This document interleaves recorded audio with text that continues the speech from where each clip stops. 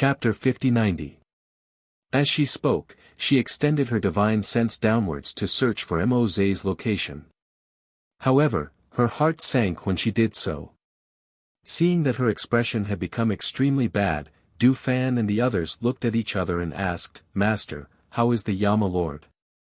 "He's gone." Fengjiu's voice was low, and his eyes were cold. "There is a trace of the Black Lotus's aura in the depths of the sea." It was the Clear Sky Lord who took the initiative. She did not expect that a mere monarch would have the ability to break through her barrier. Furthermore, it was done when she was rushing to the Heavenly Dan building. There was a trace of the aura of the Black Lotus left in the sea, but there was also the smell of blood. This made her feel very bad, and she had the urge to start a massacre. She raised her chi and soared into the sky. Her killing intent poured out at this moment. Her red figure shot out like a ray of light and instantly disappeared into the clouds. She was too fast, so fast that Du Fan and the others did not even have the chance to catch up. Seeing her leave, Du Fan said, "Master must have gone to find the Clear Sky Lord. Should we follow and help?" Hui Lang asked. Luo Yu shook his head. "Master is too fast. We can't catch up. Furthermore, Master is very strong. We can't help even if we go. Now that so many sovereigns have died, it will definitely cause chaos. What we need to do is to stabilize the chaos so that Master has no worries." Hearing this, Hui Lang glanced at him and said, "Just now, when we were over there, Madam also said the same thing to Chi Kong." He paused and looked at the horizon. He said worriedly, "But now that Master is gone, will something happen?" "I think that nothing will happen to the Yama Lord. Even if he hasn't woken up yet, the Clear Sky Lord wants to threaten Master. Master will definitely not let anything happen to the Yama Lord. Otherwise, if something really happens to the Yama Lord, he won't be able to live." Du Fan said slowly. He stared at the sea where the airflow was gradually dissipating. He said, "Although he is no longer down there, I feel that there is a need to go down and check." "I'll go down with you," Leng Hua said. Du Fan looked at him and nodded. "All right." With that, the two of them jumped into the sea. "Let's go back and arrange things," Luo Yu said as he turned around and headed back to the spaceship. No one knew when the huge waves had dissipated, and the churning seawater had gradually calmed down. However, everyone's hearts were unusually heavy because the Yama Lord had disappeared. In the spacecraft, Fan Lin was treating Qin Xian and Yi Feifei. As soon as he walked out of the cabin, he saw them and asked, "How is it?" The few of them shook their heads and briefly explained the situation. Hearing their words, Fan Lin and the others couldn't help but frown. "That's going to be troublesome. Madam has already gone after them." "She'll be fine," Hui Lang said. No one knew if he was telling them or comforting himself. After a long time, Du Fan and Leng Hua returned from the bottom of the sea. When they landed in the spaceship, they pursed their lips tightly, their expressions extremely ugly. "How was it? Did you find anything?" Guan Shilin hurriedly asked. Du Fan and Leng Hua looked at each other.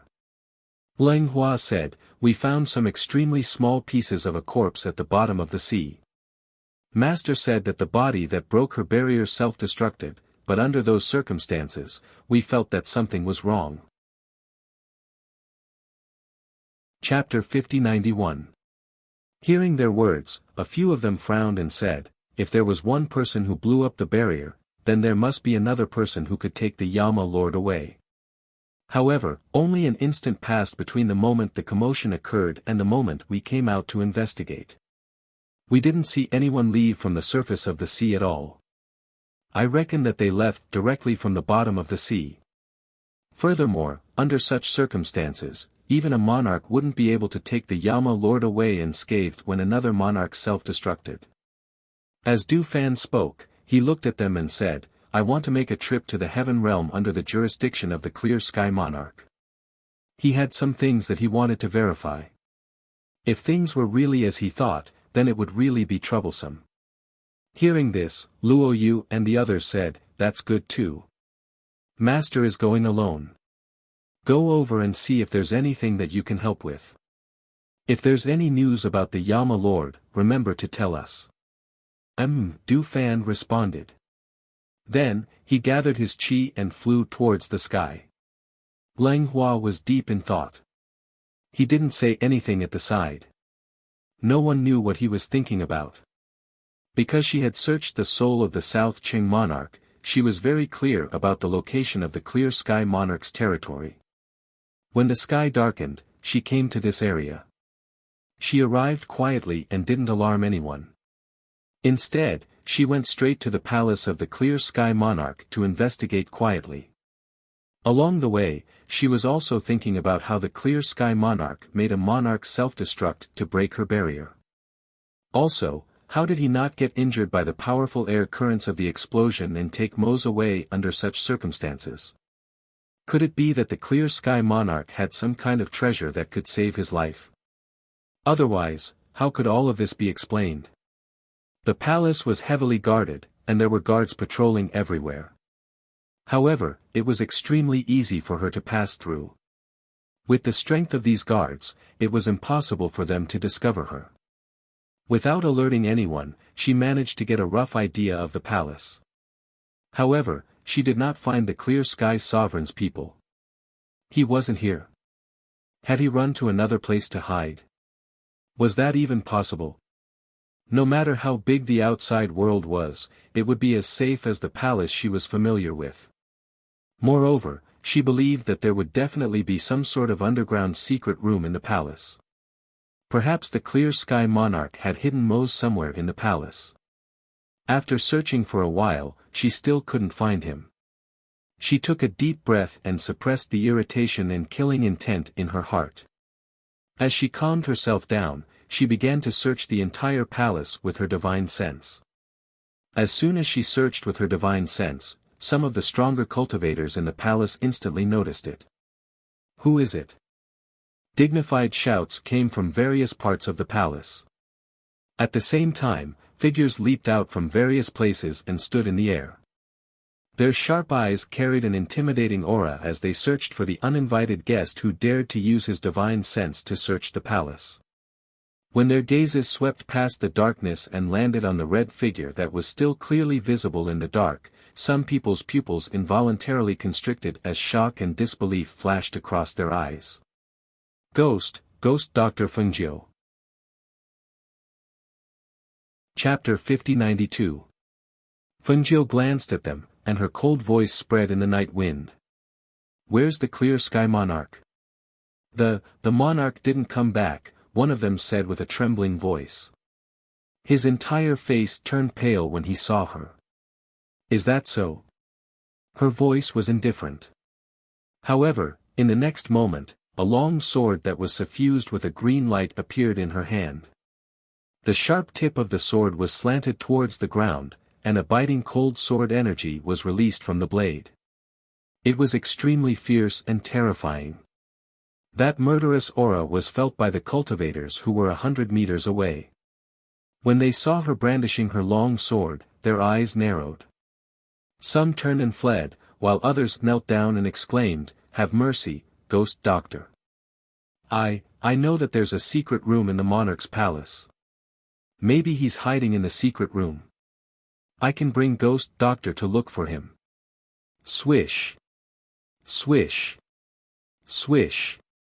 The sharp sword intent attacked those cultivators when they turned and fled. A few rays of cold light with frightening murderous aura shot towards them. A few screams sounded in the night, followed by the sound of a few people collapsing. Among those cultivators, only the trembling cultivator who knelt down was still alive. The red robe swept across the night, and in the blink of an eye, she arrived in front of that cultivator. "Lead the way." Fengjiu's cold voice was exceptionally clear in the night. Especially the murderous aura emitted from her body, it was even more frightening. "Yes, yes." That cultivator wiped off his cold sweat and stood up while trembling. He brought her to the palace below. However, Because those cultivators were killed and their corpses fell below, it alarmed the guards who were patrolling the night. In an instant, chaotic footsteps could be heard from below, accompanied by a stern shout. Who dares to barge into the clear sky palace at night? The guards who were patrolling the night and the shadow guards who were hiding in the dark all rushed out at this moment and quickly surrounded the two of them. These guards and shadow guards had never seen Fengjiu before, but they recognized the cultivator who was trembling beside her. Just as they were about to ask, they saw a murderous aura spread out, and a cold light swept across the night sky. She didn't use her aura to suppress and kill them directly.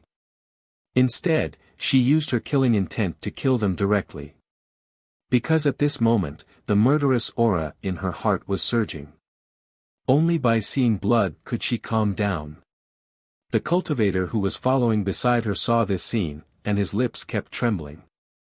There were at least 100 guards and shadow guards who surrounded them.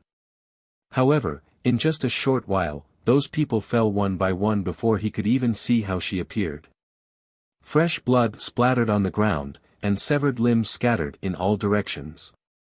Even someone like him who had seen many bloody scenes couldn't help but feel a chill in his heart when he saw this bloody scene. "Let's go." A cold voice suddenly sounded in his ears, startling him. He quickly led the way when the cultivator. This place was covered with layers upon layers of barriers and formations. If not for this person leading the way, it would have been difficult to find it in a short time. She glanced at the cultivator and asked, "Who are you? How do you know about the existence of this secret room?" Logically speaking, except for the owner of this place, no one else knew about this place. Chapter 5093. His voice trembled as he spoke in a small voice. He secretly raised his head to look at her. Seeing her indifferent expression and not saying anything else, he hurriedly said, "Ghost Doctor, I've never entered this secret room before. I don't know what's inside, but if the monarch has returned, his hiding place must be here. So, do you think, I can that he didn't dare to follow her in? What if he didn't find the monarch inside, and the ghost doctor became angry and killed him? Or, even if the monarch was really inside, if he followed her in, it would be difficult for him to survive." Xiao! Ah! A sharp, cold light flashed past, followed by a blood-curdling scream. At the same time, fresh blood spurted out. That cultivator fell to his knees, and one of his arms fell to the ground. Blood gushed out from the wound where his arm was severed. Scram! Fengjiu didn't even look at him. She just calmly shouted, Yes. Thank you, Ghost Doctor, for not killing me," he said gratefully. After kowtowing to her, he held his severed arm and hurriedly walked out. Compared to the others who were killed, he only lost an arm. This was already a great mercy. It was as if he had just escaped with his life. He didn't dare to stay here for long, and quickly escaped from the palace. Fengjiu stepped into the secret room, and walked down the stone steps. When she entered, she felt that other than the cold air in the air, there was also an extremely strong spiritual aura. As she walked down, the space in her line of sight became bigger and bigger. Inside, it didn't look like an underground secret room, but an underground palace. On the walls, fist-sized luminous pearls and colored glass lamps could be seen everywhere, illuminating the entire place. However, there was a faint mist that filled the air, as if it was condensed from cold air. Just as she walked forward, suddenly, a ferocious beast rushed out and pounced towards her. Its aura was fierce, and its strength was great. The wind in the air made a whistling sound. She narrowed her eyes, and the spiritual aura on her body circulated. The red figure instantly swept out. Instead of dodging, she directly met it. The sharp sword in her hand viciously slashed at the ferocious beast. Xiao! Roar! The sharp sword aura carried an ancient pressure as it spread out.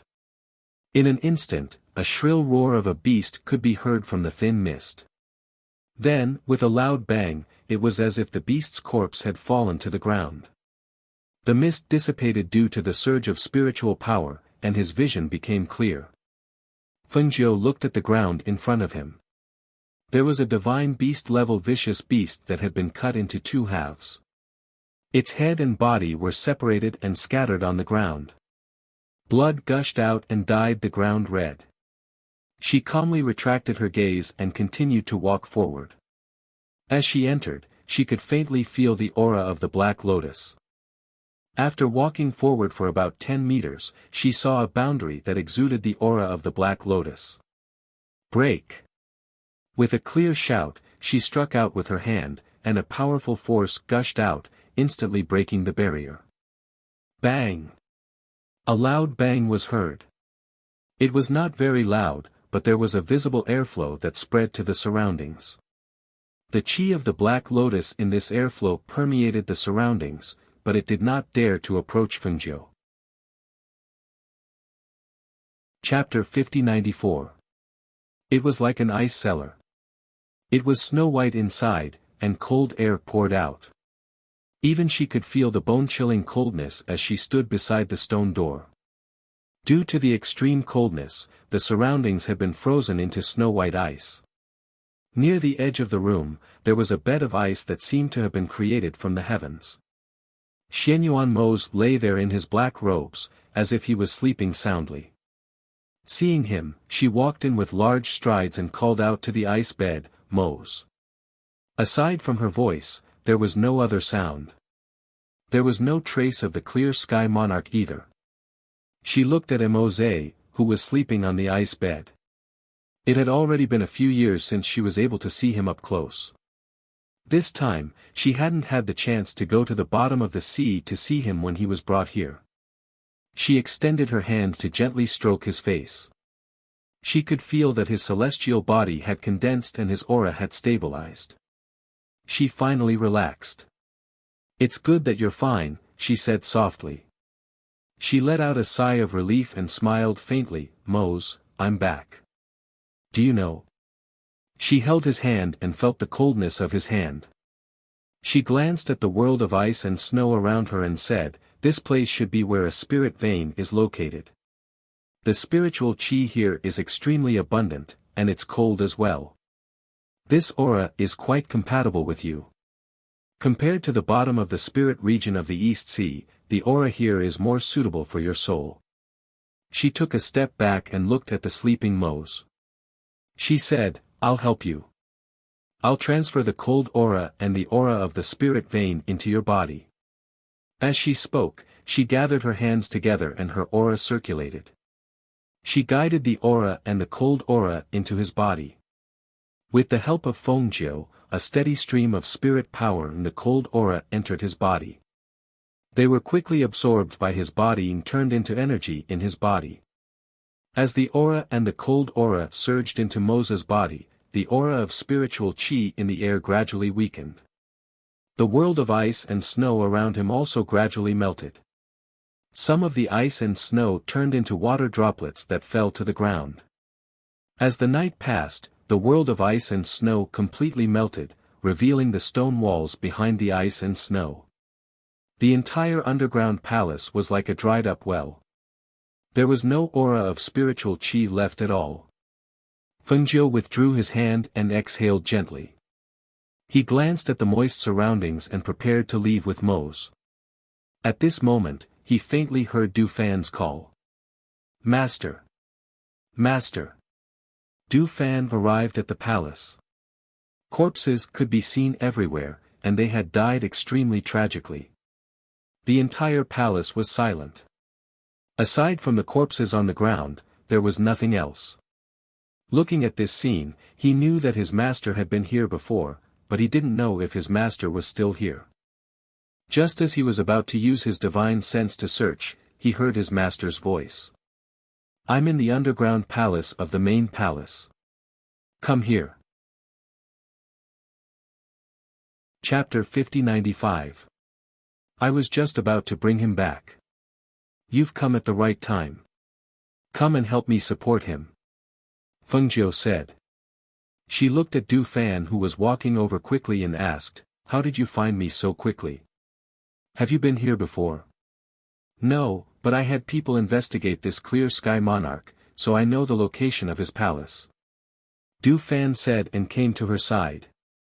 After glancing at the sleeping Yama Lord, she looked around and asked, "Master, did you find the clear sky monarch?" Fengjiu shook her head and said, "It's strange. I came here to find Mose, but I didn't see the clear sky monarch. Instead, Mose was placed here. The original environment here was very beneficial to him. It's just that there was a barrier set up with the aura of the Black Lotus, but I couldn't find the aura of the Black Lotus outside here." She kept feeling that something was wrong, but she didn't know what the problem was. "Master, I have something to report to you." As Du Fan spoke, he looked at Xianyuan Mose, who was in deep sleep. Seeing this, Fengjiu looked back and asked, "What is it? Speak." "Before coming, Leng Hua and I went to the depths of the sea to investigate. We found that there were broken limbs and fragments that broke through the barrier set up by Master. Master also said that it was self-detonation, and only monarchs could break through the defensive barrier set up by Master. However, there's something I don't understand. The turbulence and airflow caused by self-detonation were so terrifying. Under such circumstances, how did the clear sky monarch survive and take the Yama Lord away? My guess is that he should have some protective treasure." Fengjiu said and paused. "It's very likely that he used the power of the Black Lotus to control a monarch and made him use himself as a shield to break through my barrier. At that moment, he used some treasure to protect himself and took Mose away at the same time." She pondered for a moment and said, "Since this clear sky monarch is a descendant of the great emperor of the upper celestial world, it's hard to guarantee that he doesn't have some life-saving items." Du Fan paused and looked at the Yama Lord. "Master, have you examined the Yama Lord's body? Is there anything wrong?" Fengjiu, who was still thinking about something, was surprised when he heard her words. He looked at her and said, "What do you mean? Could it be that you feel that something is wrong with Mose?" As she spoke, she looked at Mose, who was lying on the ground. Without waiting for Du Fan to speak, she said, "I examined him last night. Perhaps it's because of the aura here, but his immortal body has been condensed very well. Furthermore, I used the aura of the spirit vein here and the cold aura here to strengthen his immortal body. Perhaps, he will wake up soon." Of course, she had examined him and found that there were no problems in all aspects. This was also what she found strange. That clear sky monarch brought him here, but then disappeared, leaving only Mose here. What was the reason for this? And where did he go? Hearing her words, Du Fan's anxious heart finally relaxed. Since Master said that there's nothing wrong with the Yama Lord, then that's great. This place is rather humid. Master, let's go back first. Chapter 5096. Fengjiu and Du Fan brought Mose to the courtyard where Qi Kong and the others were. After a night's work, Qi Kong and the others had the situation under control. When they suddenly saw the three of them, they couldn't help but be shocked and quickly went forward. "Master, what happened to the Yama Lord?" "Master." Ing Yi quickly went forward and helped to support him. Fengjiu let Ing Yi and Du Fan help him in and said, "Something happened. There's no need to guard the spirit region of the East Sea. Send a message to Luo Yu and the others and tell them that we're here now." She paused for a moment before continuing, "Also, tell my brother to tell my grandpa and the others that they don't have to worry, and that they don't have to come all the way here, in case." Before she could finish her sentence, she heard Du Fan's exclamation from inside. "Master! Come and see!" Hearing the voice, Fengjiu couldn't care about anything else and immediately walked in. As soon as he entered, he felt an extremely cold aura spreading out. At the same time, the aura of the Black Lotus surged out from Mose's body. Du Fan and Ing Yi retreated because of the aura. They were anxious but didn't dare to go forward. Fengjiu, who came in, saw Mose lying on the bed with an icy aura surging out from his body. At the same time, the aura of the Black Lotus also surged out from his body. The two auras seemed to be competing, so much so that the entire room was filled with the aura of extreme cold and the aura of the Black Lotus. "You two go out," Fengjiu said and gestured for the two to come out. Seeing this, the two quickly went out and closed the door and stood guard by the door. Du Fan's expression was serious and his eyes were slightly lowered. No one knew what he was thinking. Ying Yi looked back at the room behind him from time to time and couldn't help but ask, "What's going on? Who brought Master out from the deep sea? Had his body already formed into an immortal body? And what's with the cold aura and the aura of the Black Lotus? Du Fan, you've been by Master's side for a long time, so you should know what's going on, right? Tell us about it." Qi Kong and the others also stepped forward. Du Fan looked up at them and said, "The clear sky monarch broke through the defensive barrier that Master laid at the bottom of the sea and took the Yama Lord away. Master chased after him to the clear sky palace and found the Yama Lord in the underground palace. When I went there, I didn't see the clear sky monarch and only brought the Yama Lord back. As for the rest, I don't really understand." Hearing these words, the crowd looked at each other and didn't say anything else. They just waited there. In the room, Fengjiu stood by the bed and watched as the two auras on Mose's body battled. Her eyes flashed. She could sense the faint aura of the azure dragon within the extremely cold qi, while she could faintly sense an aura that did not belong to Mose within the qi of the Black Lotus. As if she thought of something, her heart skipped a beat. She tapped on his forehead with her finger, and a trace of her divine sense entered his sea of consciousness. In the white sea of consciousness, there was an extremely cold qi. She sent a wisp of her divine sense inside and saw Mose, who was sleeping in the sea of consciousness, as well as the faint azure dragon shape and a wisp of divine sense that had turned into qi on his body. "Clear Sky Monarch. You really were hiding here." Chapter 5097.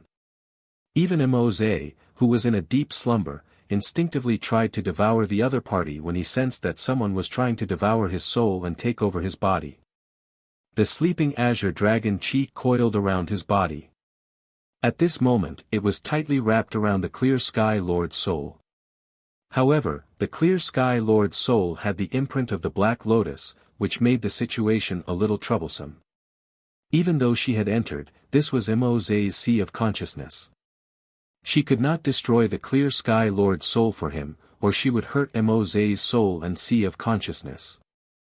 At this moment, the only person who could destroy the Clear Sky Lord was Mose himself. "Fengjiu. Let's see how arrogant you can be when I take over his body." Ha ha ha ha ha. The face that was filled with hostility was revealed.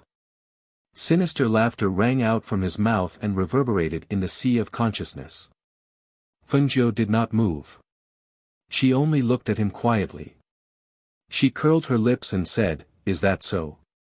Do you think he's that easy to take over?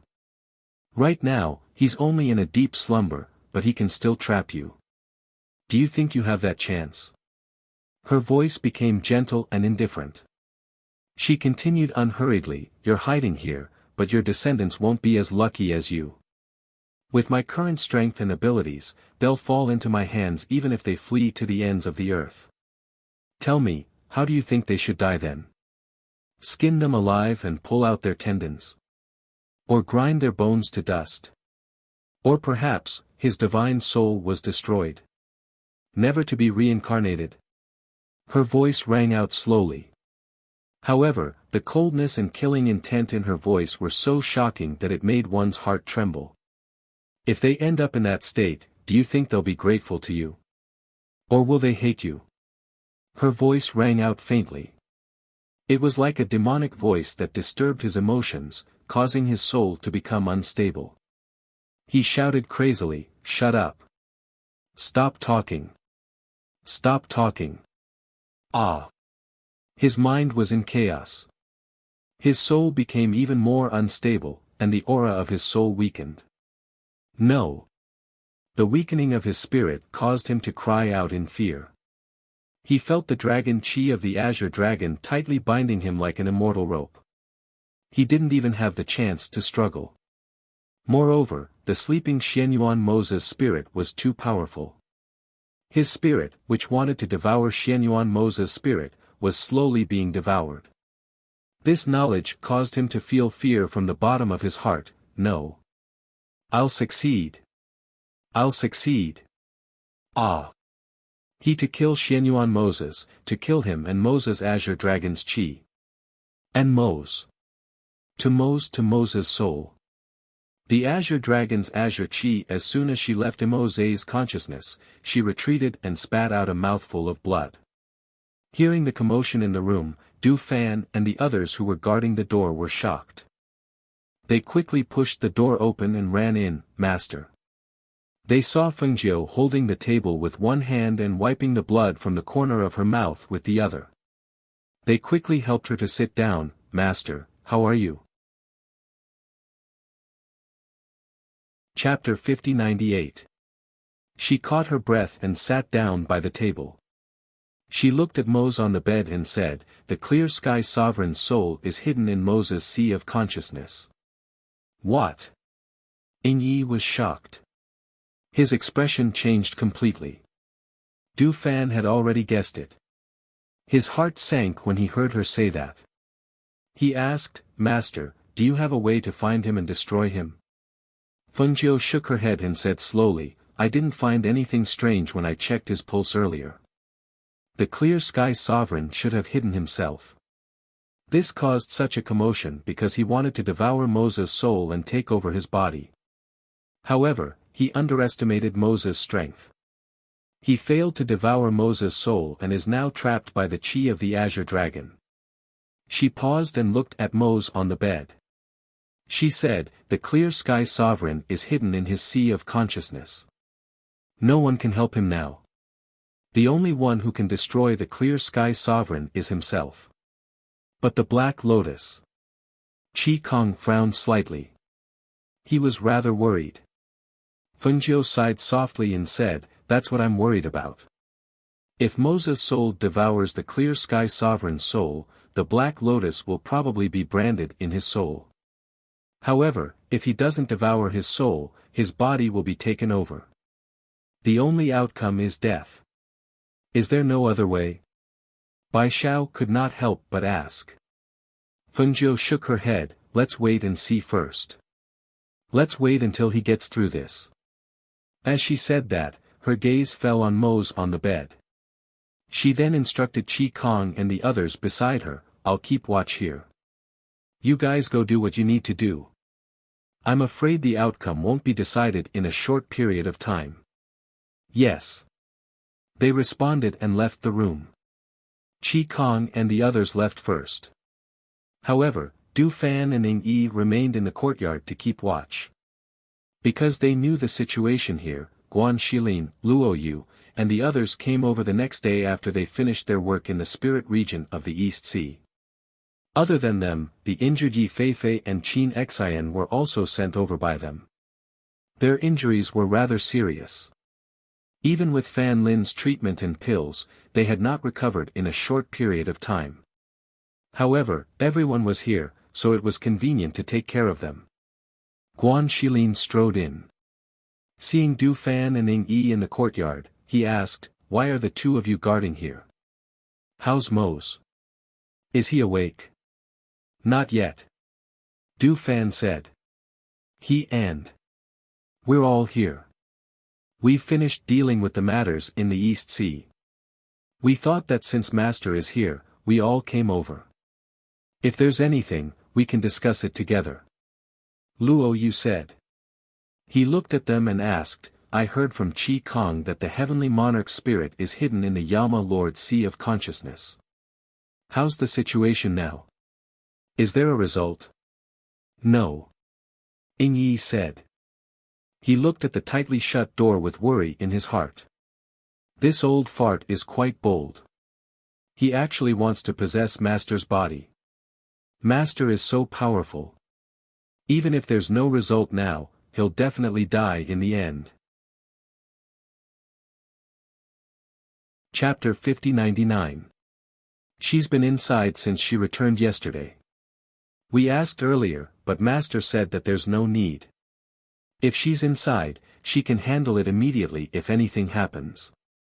Du Fan said. Seeing that Leng Shuang was also there, she said, Leng Shuang, go and ask the kitchen to prepare something that Master likes to eat. Master hasn't eaten anything since yesterday.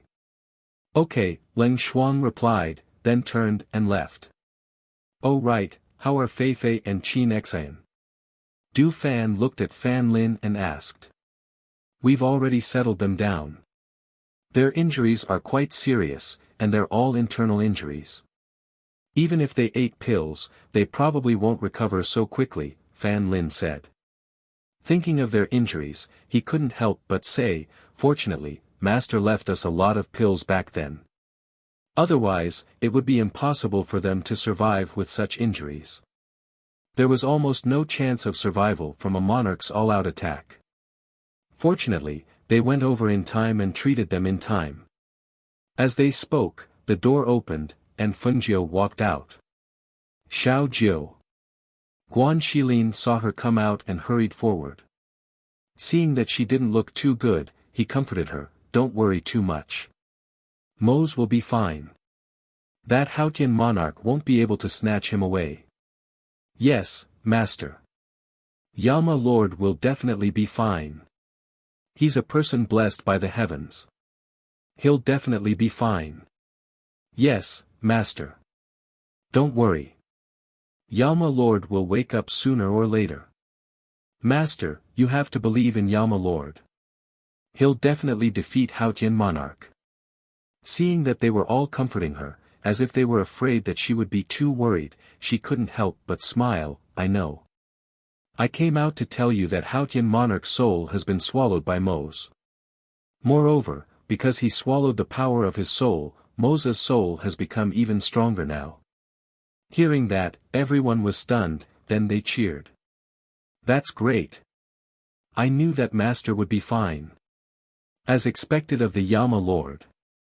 Haha, my Master is the best. Everyone laughed happily and felt happy from the bottom of their hearts. There was no other reason. Originally, it was because Mose was still asleep. If he was awake, even 10 Haotian monarchs wouldn't be his match. However, it was hard to say when he was asleep. Therefore, when they heard this news, they were relieved and happy. Du Fan was calmer. Moreover, he had heard from his master that if the Yama Lord swallowed the Clear Sky Sovereign's soul, the Black Lotus would stay in the Yama Lord's soul.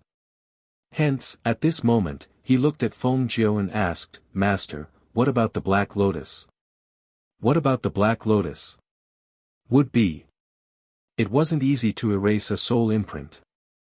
Fengjiu's smile faded, and he said, just as I thought, the ancient Black Lotus is also imprinted on his soul.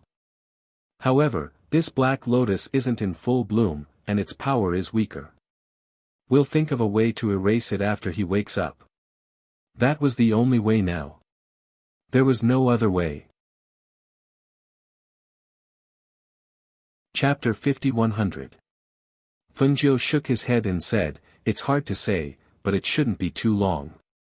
She paused, looked at Fan Lin and asked, how are Qin Xian and Fei Fei? I just heard you say that they are not in good condition. Are they awake now? Qin Xian is awake, but Fei Fei is still in a coma. Fan Lin said. Take me to see them. She motioned. Hearing this, Fan Lin couldn't help but pause and said, Master, don't you want to have a rest? Your body. It doesn't matter. She interrupted him, waved her hand, and said to Ying Yi and Hui Lang, you two stay here. I'll be there in a while. Yes. The two answered. After watching her leave with Fan Lin, they thought for a while and opened the door to see their master. The enchantment in the room had not been removed. Master was sleeping quietly on the bed, and the aura on his body had been restrained. Seeing Guan Shilin and others who came in with a serious face, Du Fan said, Yama Lord is fine now. Master also said that he will wake up soon. Don't worry too much. That's right. But the Black Lotus is now in his body. I don't know what will happen when he wakes up. Guan Shilin said, frowning slightly. Everyone was silent and didn't speak for a while. They stayed in the room for a while and then went out. On the other side, Fengjiu came to a wing room in the guest house. Qin Xian was sleeping in the inner room. When she heard the sound, she opened her eyes. When she saw Fengjiu, she struggled to sit up. Master. Just lie down. Fengjiu stepped forward and motioned her not to move. Then he sat down by the bed. Master, I didn't expect to see you again. I'm really happy. Qin Xian smiled. She was so excited that her internal injury was affected. Cold sweat oozed out of her forehead and her face became paler. Fengjiu said with a smile, I said that I would come back, but I didn't expect that it would be a few years later. Then he moved her hand to the bed and said, let me check your pulse and see how serious your injury is. While speaking, he put his finger on her pulse and checked her body. After a while, he withdrew his hand and said, it's really serious, and the 5 organs are damaged. Master, don't worry. I've already taken the medicine. The rest, I just need to recuperate slowly. Qin Xian said softly, Feifei, I heard from Fan said that she hasn't woken up yet. Well, I know. I'll go to see her later. Then she looked to Feifei's to Fan. And Feifei. Fan to say Feifei, to go and let her have to lean to rest. Seeing this, Fengjiu glanced at him and said with a smile, you go out first. I'm going to take off her clothes and treat her. Hearing this, Fan Lin helped Qin Xian to sit up and asked, Master, do you need me to ask Ling Shuang to come in and help? No need. Fengjiu said. Well, then I'll go out and wait. If Master needs anything, just call me. Fan Lin looked at Qin Xian and then went out. Chapter 5101. Hearing these words, Qin Xian's beautiful face, which was originally pale, was suffused with a faint blush. She said softly, Master, Qin Xian didn't think about those things. Qin Xian just wants to be by Master's side all the time.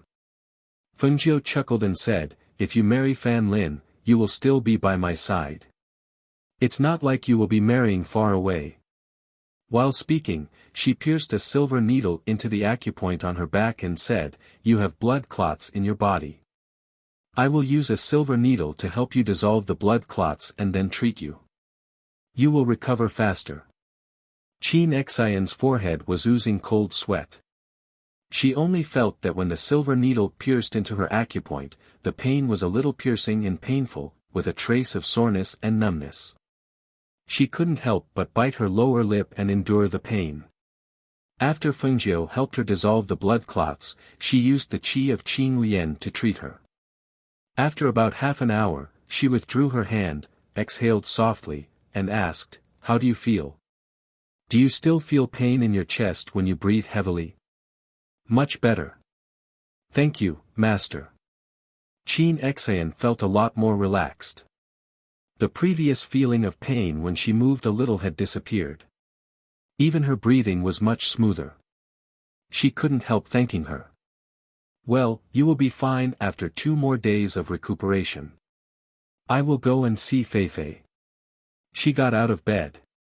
After seeing Qin Xian gather her clothes, she turned and walked out. Fan Lin saw her coming out and said, Master, you have been tired. Hearing this, Fengjiu smiled and glanced at him, you go in and see her. Feifei will be fine when I go there. With that, she walked to another side room. Seeing this, Fan Lin quickly walked into the side room. Seeing Qin Xian preparing to get out of bed, he said, why did you get out of bed? Go back and lie down. Master, help me treat. I feel much better. I want to see Feifei. Qin Xian said, glanced at him, and said, why did you come in? Why don't you stay by Master's side and see if Feifei needs help? Fan Lin smiled and said, I wanted to come in to see you, and then go to Feifei's place to take a look. It's just for a while, it won't delay things. I'll go with you. She felt that her body had recovered 80%, and she had no problem getting out of bed and walking around. Fan Lin looked at her. Seeing that her complexion was much better than before, he nodded and walked out with her. Arriving at Feifei's room, he saw that his master was already taking her pulse. Fan Lin stepped forward and said, Master, I fed Feifei a medicinal pill, but it only eased her condition a little. She hasn't woken up since she fell into a coma. Moreover, her chest was shattered, and her internal organs were damaged. Fortunately, she was treated in time. Otherwise, ordinary people wouldn't be able to survive under such circumstances. Fengjiu nodded and said, her injuries are indeed very serious. She turned to look at Fan Lin and said, prepare a hot medicinal bath, I will treat her. I don't know what medicinal herbs Master needs to boil. Fan Lin asked. He didn't know what medicine she needed for the medicinal bath. Fengjiu came to the table, took out a brush and ink, wrote a prescription, and handed it to him, saying, take this medicine and boil it. After boiling it, let Leng Shuang come over. Master, I'm much better now. I can come and help. Qin Xian said. Fengjiu shook her head and said, you haven't fully recovered yet. After going back, let Fan Lin prescribe some medicine for you. You need to recuperate for 2 days. During these 2 days, stay in bed and rest well. Chapter 5102. After instructing Fan Lin to prepare the medicinal bath, he busied himself until it was late at night. When Fengjiu left Feifei's room, he couldn't help but rub his neck and hands. He almost didn't rest for the whole day. From Mo Zhe's matter to Qin Xian and Feifei's injuries, the whole day had passed just like that. Fortunately, after tonight's treatment, Feifei was about 60 to 70% better. If he treated her again tomorrow, she would be about 70 to 80% better. Master, drink a bowl of soup first. Leng Shuang came in with a bowl of hot soup and said, Master, after drinking the soup, take a hot bath and rest early. Yama Lord, we will watch over here. Fengjiu smiled and said, okay. After a tiring day, he couldn't eat anything else. After drinking a bowl of stewed soup, he took a hot bath under Leng Shuang's arrangement. In the past, Fengjiu didn't need anyone to wait on him when he took a bath. Today, seeing that it was already so late and that he was rubbing his neck from time to time, Leng Shuang stayed. Master, I'll help you massage your shoulders. Fengjiu leaned against the hot water bucket and didn't let him go out. Instead, he closed his eyes and lazily responded, okay. The comfortable massage made her whole body relax. With the hot water soaking, she felt a burst of comfort all over her body. She still closed her eyes and leaned against the bucket, saying lazily, Leng Shuang, I didn't know you had this technique. It's so comfortable. Hearing this, Leng Shuang's lips revealed a faint smile and said, I learned it from Qin Xian. She said that this technique can make people relax and can also loosen their muscles and bones. These few years, Master wasn't here and I didn't have much to do, so I learned a little from her. Master, are you doing well in the immortal realm? We haven't heard from you in the past few years, and we miss you very much. Nowhere is peaceful. Back when I ascended, the 4 great sovereigns from the upper immortal plane had wanted to kill me. However, after I ascended, I wanted to deal with them as well. Only, they chose to hide far away. In recent years, there have been no movements or news from them. However, I did manage to kill one of the great sovereigns and take over his territory. Fengjiu said unhurriedly. All these years in the upper immortal realm, although Mo Chen is also an upper immortal, we haven't seen each other many times. I've always been thinking about you guys in the lower immortal realm. In order to break this void enchantment, I spent a few years. Speaking up to here, she smiled and opened her eyes. Her eyes were overflowing with light as she said, I directly came down from my immortal island. I don't think anyone knows. They definitely wouldn't have thought that I would be able to return. Saying this, she paused and turned her head slightly to look at Ling Shuang. She smiled and asked, Ling Shuang, do you want to go to the upper immortal realm? Ling Shuang was slightly startled. He looked at her and said, I only hope to stay by Master's side and serve you. To me, the upper immortal realm and the lower immortal realm are the same. Ling Shuang wants to go wherever Master is. Hearing this, Fengjiu chuckled and said, you guys have been by my side for so many years. Since I've ascended, I naturally won't forget you guys. Now that I've broken the void enchantment and found a way to connect, I can naturally bring you guys to the upper immortal realm. She smiled and leaned over the bucket. However, before we leave, I have to reorganize everything here. Chapter 5103. Fengjiu got up from the water. After wiping herself clean, she put on her clothes and went to check on Episdoe. Seeing that he was still sleeping, she removed the barrier and said to the Ling Shuang behind her, you can leave. I'll rest here tonight. Hearing this, the Ling Shuang responded and left, closing the room. Fengjiu came to the bedside and gently caressed Episdoe's sleeping face. She softly called out, Ah Zhe, I'm back. Do you know? I'm right here. When are you going to wake up? Her hand moved down from his face and landed on his chest. She gently opened his clothes and looked at the black lotus imprinted on his chest that hadn't bloomed yet. She silently sighed. Her green lotus was the chaotic green lotus and also the green lotus of creation. Although she had encountered many dangers when she first obtained the green lotus, she had managed to overcome them all along. Mo Chen had almost died because of her. It was because of the ancient golden lotus that he reconstructed his immortal body and was able to ascend and obtain a new life. Even though he had experienced life and death, he was now an almighty saint emperor. However, the red lotus was in Yu's body. She had sealed it together with her life flame.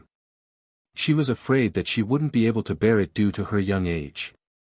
As for this black lotus, no matter which immortal cultivator it fell into, that person would eventually die. Now that it was imprinted on Episdoe, she really didn't know what would happen when he woke up. She softly sighed and gently laid down beside him. She nestled against him and wrapped her arm around his waist. Looking at the pleasant sleeping face in front of her, she raised the corner of her lips and revealed a faint smile. Ah Zhe, I haven't seen you for a few years.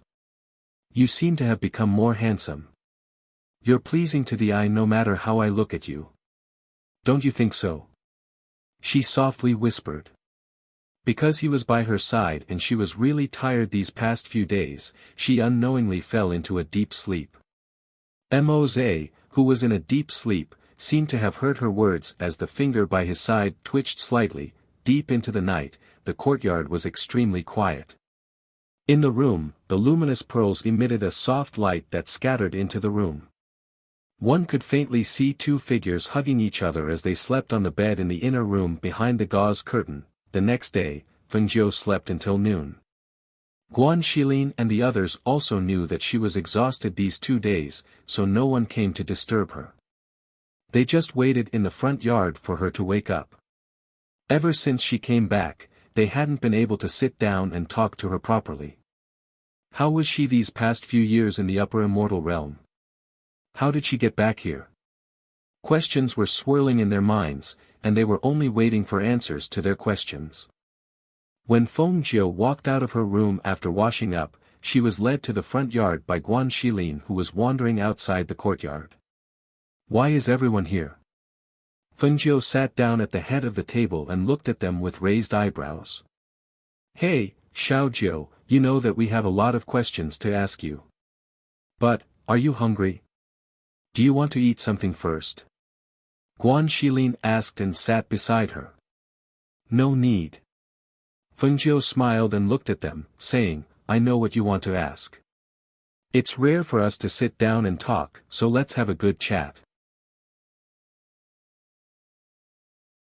Chapter 5104. Hearing this, Fengjiu smiled and said, Ever since I ascended, I have a celestial island in the upper immortal realm. In the past few years, I have been doing a lot of things.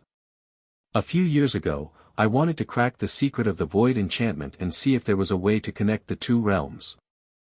I have been researching for a few years now that she knew that they all wanted to know about her situation in the upper immortal realm, so she told them everything that had happened in the past few years. As they chatted, the whole afternoon passed by. It's already so late. Xiao Jiu, let's eat first. We have been talking for so long. You haven't eaten anything for the whole day. Guan Shilin said as he ordered the servants to prepare the meal. Everyone should have received the news of Master's return this time. Those who are familiar with Master will probably come soon. Du Fan said as he looked at Fengjiu and asked, Master, how long do you plan to stay here? When they come, do you want to meet them? Fengjiu smiled and said, Since he's an acquaintance, I naturally have to meet him. Moreover, I won't be going back for a while. I'm going to choose a place to set up a teleportation formation. When the time comes, I'll be able to teleport to the upper immortal realm through the teleportation formation I set up. As she said this, she looked at everyone and smiled, This time, even if you don't have the strength to ascend, I can still bring you to the upper immortal realm. That's great. This way, we can follow Master again. Luo Yu smiled and his face was full of excitement. Qi Kong pondered for a moment and said, Master, if we all go to the upper immortal realm, what will happen to the various heaven realms and territories below? I am worried that if we all leave, the lower immortal realms will be in chaos. Now, they were in charge of several heaven realms. Because of them, the sovereigns of various heaven realms did not dare to act rashly. If it were not for this incident, they would have been safe and sound. However, if they left, they did not know what would happen. Hearing this, Fengjiu took a sip of tea and moistened her throat. She said, Actually, I plan to. You are the leaders of the 8 great Phoenix Guards. Since you all have the ability to be independent, it doesn't matter if you follow me or not. Moreover, you all are in charge of various heaven realms. If you don't take care of them, you will not be able to find suitable people in a short time. She paused and continued, I think that you all can stay here. Leng Shuang-an and the others can follow me to the upper immortal realm. When the time comes, I set up a transmission array here, and the 2 places can be directly teleported back there. You all don't have to follow me, you don't have to be with me. What do you think? Hearing this, Qi Kong and the others paused and looked at each other. Master had supported them to the position of sovereigns in the heaven realms in order to let them guard a region. If they left now, it was true that they would not be able to find a replacement in a short time. Moreover, it was impossible to just wash their hands of some things. For a moment, they all fell silent. Chapter 5105. So Master doesn't plan to take us to the immortal realm? Luo Yu said faintly. Compared to his previous enthusiasm, he seemed a little depressed at this moment. You can come with me or stay. You can go wherever I need you. She smiled, stood up, and said, In fact, I also need some people to mobilize in the immortal realm, so I must take Du Fan, Leng Hua, and Leng Shuang with me. As for the rest of you. She paused and said, You can stay here and guard first. After a while, you can go up after making sure that everything is calm. She looked at Guan Shilin and asked, Brother, are you going to the immortal realm? Guan Shilin laughed and said, I can go anywhere. But I thought that my adoptive father and grandfather are all here, and you don't live here, so I'll live next to them. If anything happens, I can take care of them. Hearing this, Fengjiu nodded, came to his side and patted him on the shoulder, and said, I haven't been by their side all these years. Thank you for taking care of them for me. She knew that the Feng family's old mansion was the place where the Feng family lived for generations. Her grandfather and the others were reluctant to leave, and they would not be willing to leave now. Moreover, she also had her own plans. She felt that it was actually quite good for them to stay in the Feng family's old mansion. At least there would be no danger or trouble. A normal life was what people yearned for the most. We're family, don't be so polite. Who are we? He laughed and stood up, and said, okay, I think the food is ready. Let's go eat first. We can talk whenever we want. Let's go. At this time, Leng Shuang stepped forward and said, I see that the sky is good tonight, so I asked someone to put dinner in the garden. Okay, then let's go to the garden. Fengjiu said with a smile and walked out with them. The news of Fengjiu's return seemed to have grown wings, flying to all the regions of the heaven realm. Not long after, everyone received the news. Just as Du Fan had expected, her close friends had also rushed over from all over the country, wanting to see her. On this day, after Fengjiu helped Mose wipe his body, Leng Hua came to report. Master, Monarch Xian Wu is here to see you. Him. Fengjiu raised her eyebrows, and sneered, he's here for how, right? She walked to the stone table in the courtyard and sat a stone of the courtyard. She took a sip, and said, how's back, I don't see him. She couldn't stand How's biological parents. Back then, she had single-handedly raised the child and reluctantly sent him back to them. However, they didn't treat him well and instead made him suffer. Now, they still dared to come to her door. Yes. Leng Hua replied and turned to leave. Guan Shilin walked in, and said, Xiaojiu, I heard that Monarch Xian Wu is here. You didn't see him? No. Fengjiu shook her head, and said, when I brought back, I told them that had nothing to do with them. Without what right does he have to let me see him? Guan Shilin sat down at the table, and said, in the past few years, he has been to the Feng family's old residence a few times. My adoptive father said that he wanted to ask about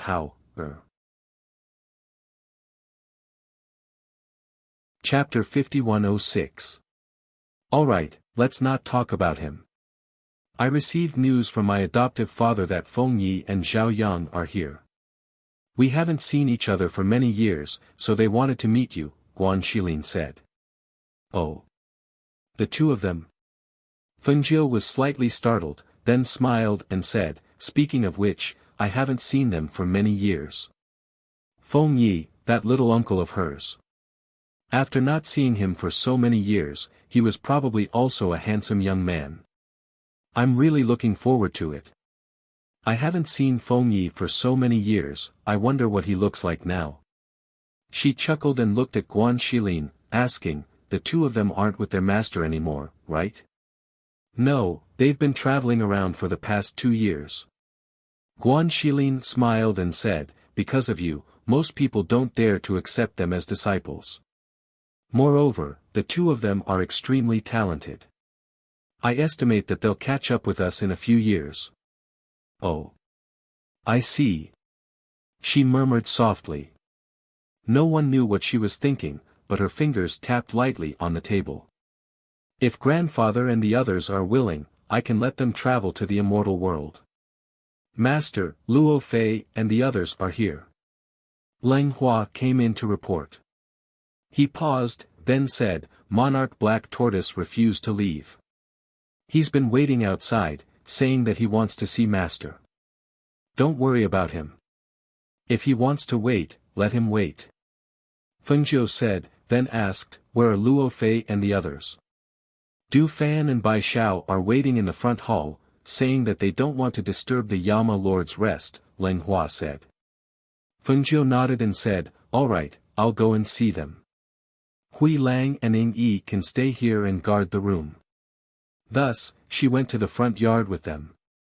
In the front yard, Luo Fei and the others were waiting excitedly and said, "How many years has it been since we last saw her? I didn't expect her to come back after she ascended. When I first heard the news, I thought it was fake news." Ning Lang also laughed and said, "That's right. I even sent a message over to ask for confirmation. Only then did I know that she really came back." Duan Yi sat upright. He was dressed in luxurious black robes, and his entire person exuded a mature aura. However, at this moment, he was also faintly nervous and excited. From time to time, he would drink tea. In this short period of time, the maidservant had already refilled his tea twice. To them, Fengjiu was both a teacher and a friend. She was also an important guide in their lives. Back then, when they were still young, they were lucky to have met her and received her guidance. That was how they became who they were today. I didn't expect to see her again. It's been so many years, I wonder if she's still the same. Duan Yi said as he looked out of the hall from time to time. Song Ming smiled and said, "After so many years, Fengjiu is still Fengjiu. She must be even more magnificent than before." Du Fan looked at them with a smile and said, "Leng Hua has already gone to the backyard to invite Master over. When you see her later, you'll know if she's still the same as before." Du Fan, have many people come to visit during this period of time? When we first came in, we even saw the sovereign of the Black Tortoise waiting outside. Why was he turned away? Song Ming asked with slight surprise. Chapter 5107. Hearing this, the few people who wanted to ask more questions immediately looked outside the hall. When they saw the familiar figure slowly walking in, they couldn't help but stand up as well. They saw that the red figure was still as dazzling as in their memories. The familiar face and figure made them feel excited. "Fengjiu." They called out in unison, and a smile appeared on their faces. "Long time no see. How are you all?" Fengjiu walked in with a smile. She looked at the four of them and nodded. "Not bad. I haven't seen you for a few years. You seem to have matured a lot. You're still the same. You haven't changed much," Duan Yi said. No. You've changed. You've become more outstanding and reserved." Song Ming smiled and looked at her.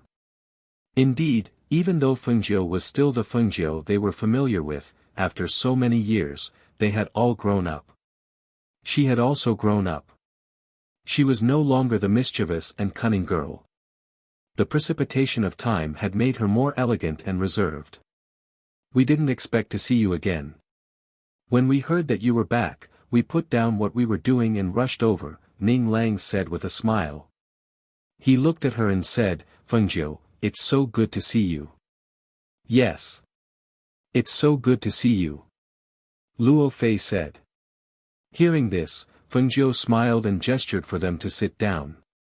She said, "I'm also very happy to see you all again. Speaking of which, it's better here. My familiar family and friends are all here. I just came back and all of you came to see me." When familiar friends gathered together, there was a lot of laughter. After sitting down, everyone chatted casually. Not long after, another burst of laughter came from outside. "I knew it would be lively here. Listen, am I right?" Wanyan Qianhua's voice came from outside. He seemed to be talking to someone. Hearing the voice, Fengjiu was slightly surprised. When she got up and walked out, she saw her sister and someone she hadn't seen for a long time. It was Wanyan 17. "Ha ha ha, Fengjiu, do you still remember me?" Wanyan 17 laughed heartily as he strode in. "How could I forget you?" Fengjiu chuckled and said, "It's true that we haven't seen each other for a long time." Then, he looked at Wanyan Qianhua and asked, "Sister, why did you come with him?" "I just went back to the Wanyan family and heard the news that you came back, so I wanted to come and see you. 17th uncle came with me." Wanyan Qianhua chuckled and glanced around.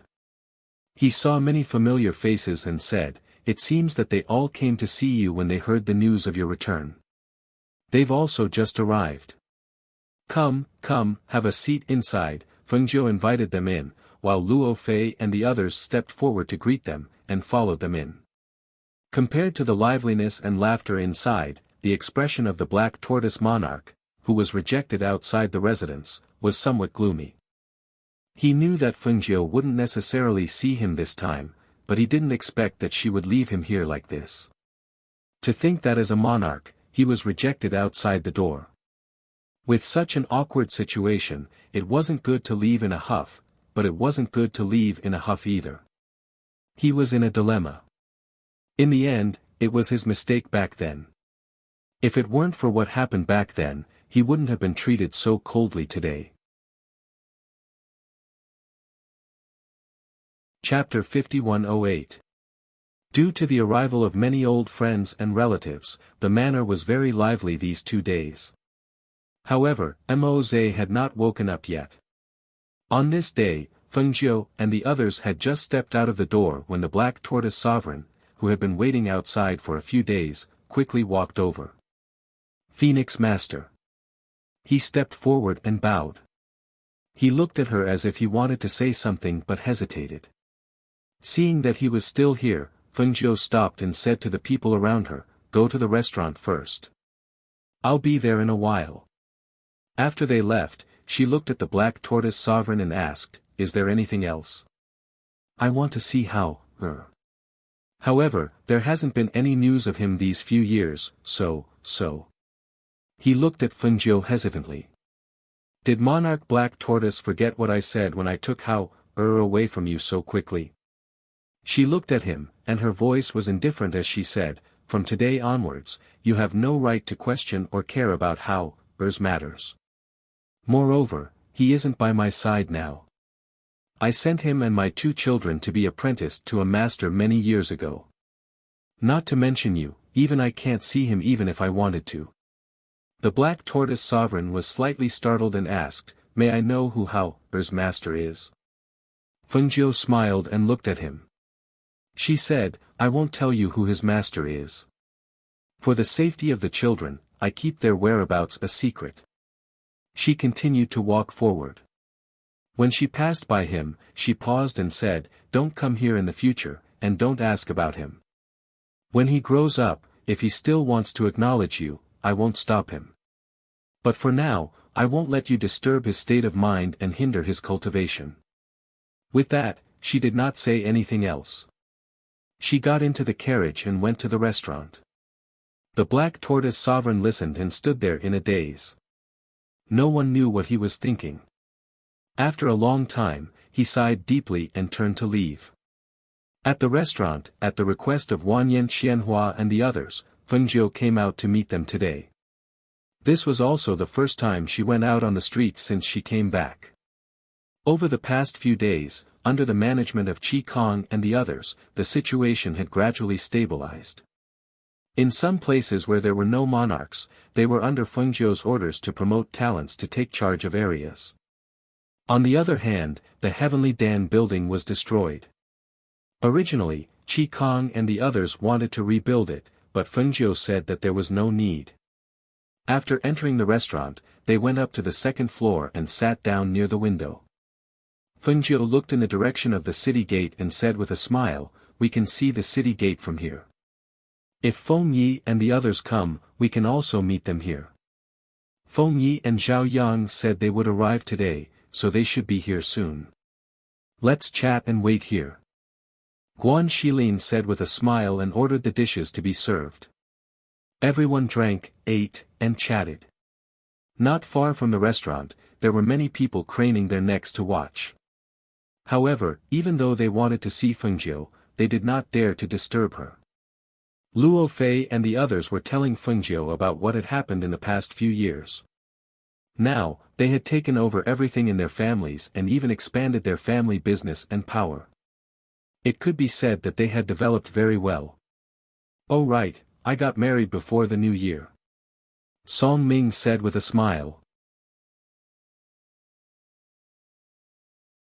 Chapter 5109. She's just an ordinary girl from an aristocratic family. She's a family friend of mine. We've known each other since we were young, Song Ming said with a smile, and when I got married, they already sent gifts on your behalf. Hearing this, Feng Jiu smiled and looked at Luo Fei, Duan Yi, and Ning Lang. She asked, "What about you three?" "We're still young, he he he." Ning Lang grinned and said, "And, I don't want to marry anyone. I just want to expand my family's business. I don't think about anything else." "We don't want to get married too early," Duan Yi and Luo Fei said at the same time. "What's so good about getting married? It's better to be alone. Someone like me is the most carefree." Wan Yen Shisan raised his wine cup and drank it. He laughed loudly and said, "Look at Zheng Zhishang, that otherworldly person. What's he like after getting married? He's taking care of his children at home now. What's wrong with my husband?" Wan Yen Qianhua glanced at him and looked at him with a charming smile. "My husband is a good man that's hard to come by in 100 years. 13th uncle, if you dare to say anything bad about him again, I won't forgive you." "Yes, yes. Only your man is a treasure. Everyone else is grass." Wan Yen Shisan disagreed. Feng Jiu couldn't help but chuckle when she heard this. She said, "Not to mention Zheng Zhishang, Mo's also raised 3 children by himself back then. Besides, who said that men can't raise children?" As she said this, she glanced at Wan Yen Shisan with a faint smile. Seeing her glance, Wan Yen Shisan laughed embarrassedly, "He, no, no. Being able to raise children is the standard of a good man." Perhaps there were people who didn't believe that Feng Jiu, who had ascended, had returned. However, when they saw her appear in the restaurant, they believed that she had really returned. As soon as the afternoon passed, 2 figures walked in from outside the city gate. When he saw the 2 figures, Guan Shilin couldn't help but smile. He said to Feng Jiu, "Xiao Jiu, look, they're here." At the same time, he stood up and waved towards the city gate, shouting, "Here." Feng Jiu followed his gaze and saw Feng Yi in a purple robe. He had the appearance of an elegant noble young master. His face had already matured, and he looked like the outstanding members of the Feng family. His entire person exuded a noble and unrestrained aura. Beside him was Zhao Yang, who was wearing a black robe. His aura was restrained and steady, and he carried a sword on his back. Although his face was not as handsome as Feng Ye's, he was resolute and tough. Perhaps they heard the sound and looked over. When they faintly saw the red figure, excitement and joy appeared in their eyes. They looked at each other and directly rushed forward. "Xiao Jiu, Jiu." Feng Yi directly jumped up and landed beside the table. He smiled at Feng Jiu. Feng Jiu raised her eyebrows and looked at Feng Yi with a faint smile. "Feng Yi, are you itching for a beating?" "He, Jiu." Feng Yi showed a flattering smile and stepped forward. "I haven't seen you for so many years. I miss you so much." While speaking, he moved a chair to her side and sat down. "Sister Feng." Zhao Yang stepped forward and respectfully saluted her. Chapter 51:10. Okay, we've learned a lot during our travels. Our lives have been very fulfilling, Zhao Yang said. Zhao Yang said. Although his voice sounded calm, the excitement in his heart and the joy in his eyes could not be concealed. "That's good." Feng Jiu nodded, then looked at Feng Yi. The corners of his lips curled up slightly, and his voice was slightly raised. "Little Uncle Feng Yi." Ha ha ha. Hearing this, Feng Ye's hair stood on end. He smiled embarrassedly and hurriedly said, "Ah Jiu, just call me Feng Yi. You don't have to call me little uncle. I'm getting goosebumps when I hear it."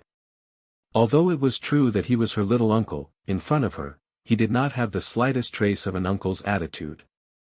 On the contrary, he had been in awe of her since they were young. Although his seniority was higher than hers, he was younger than her. Her calling him little uncle made his heart fluster. Since we're here, let's go back first. Fengjiu stood up and said to Wanyan Qianhua and the others, you can continue to sit here. I have to go back and see Mose. Okay, then you go back first.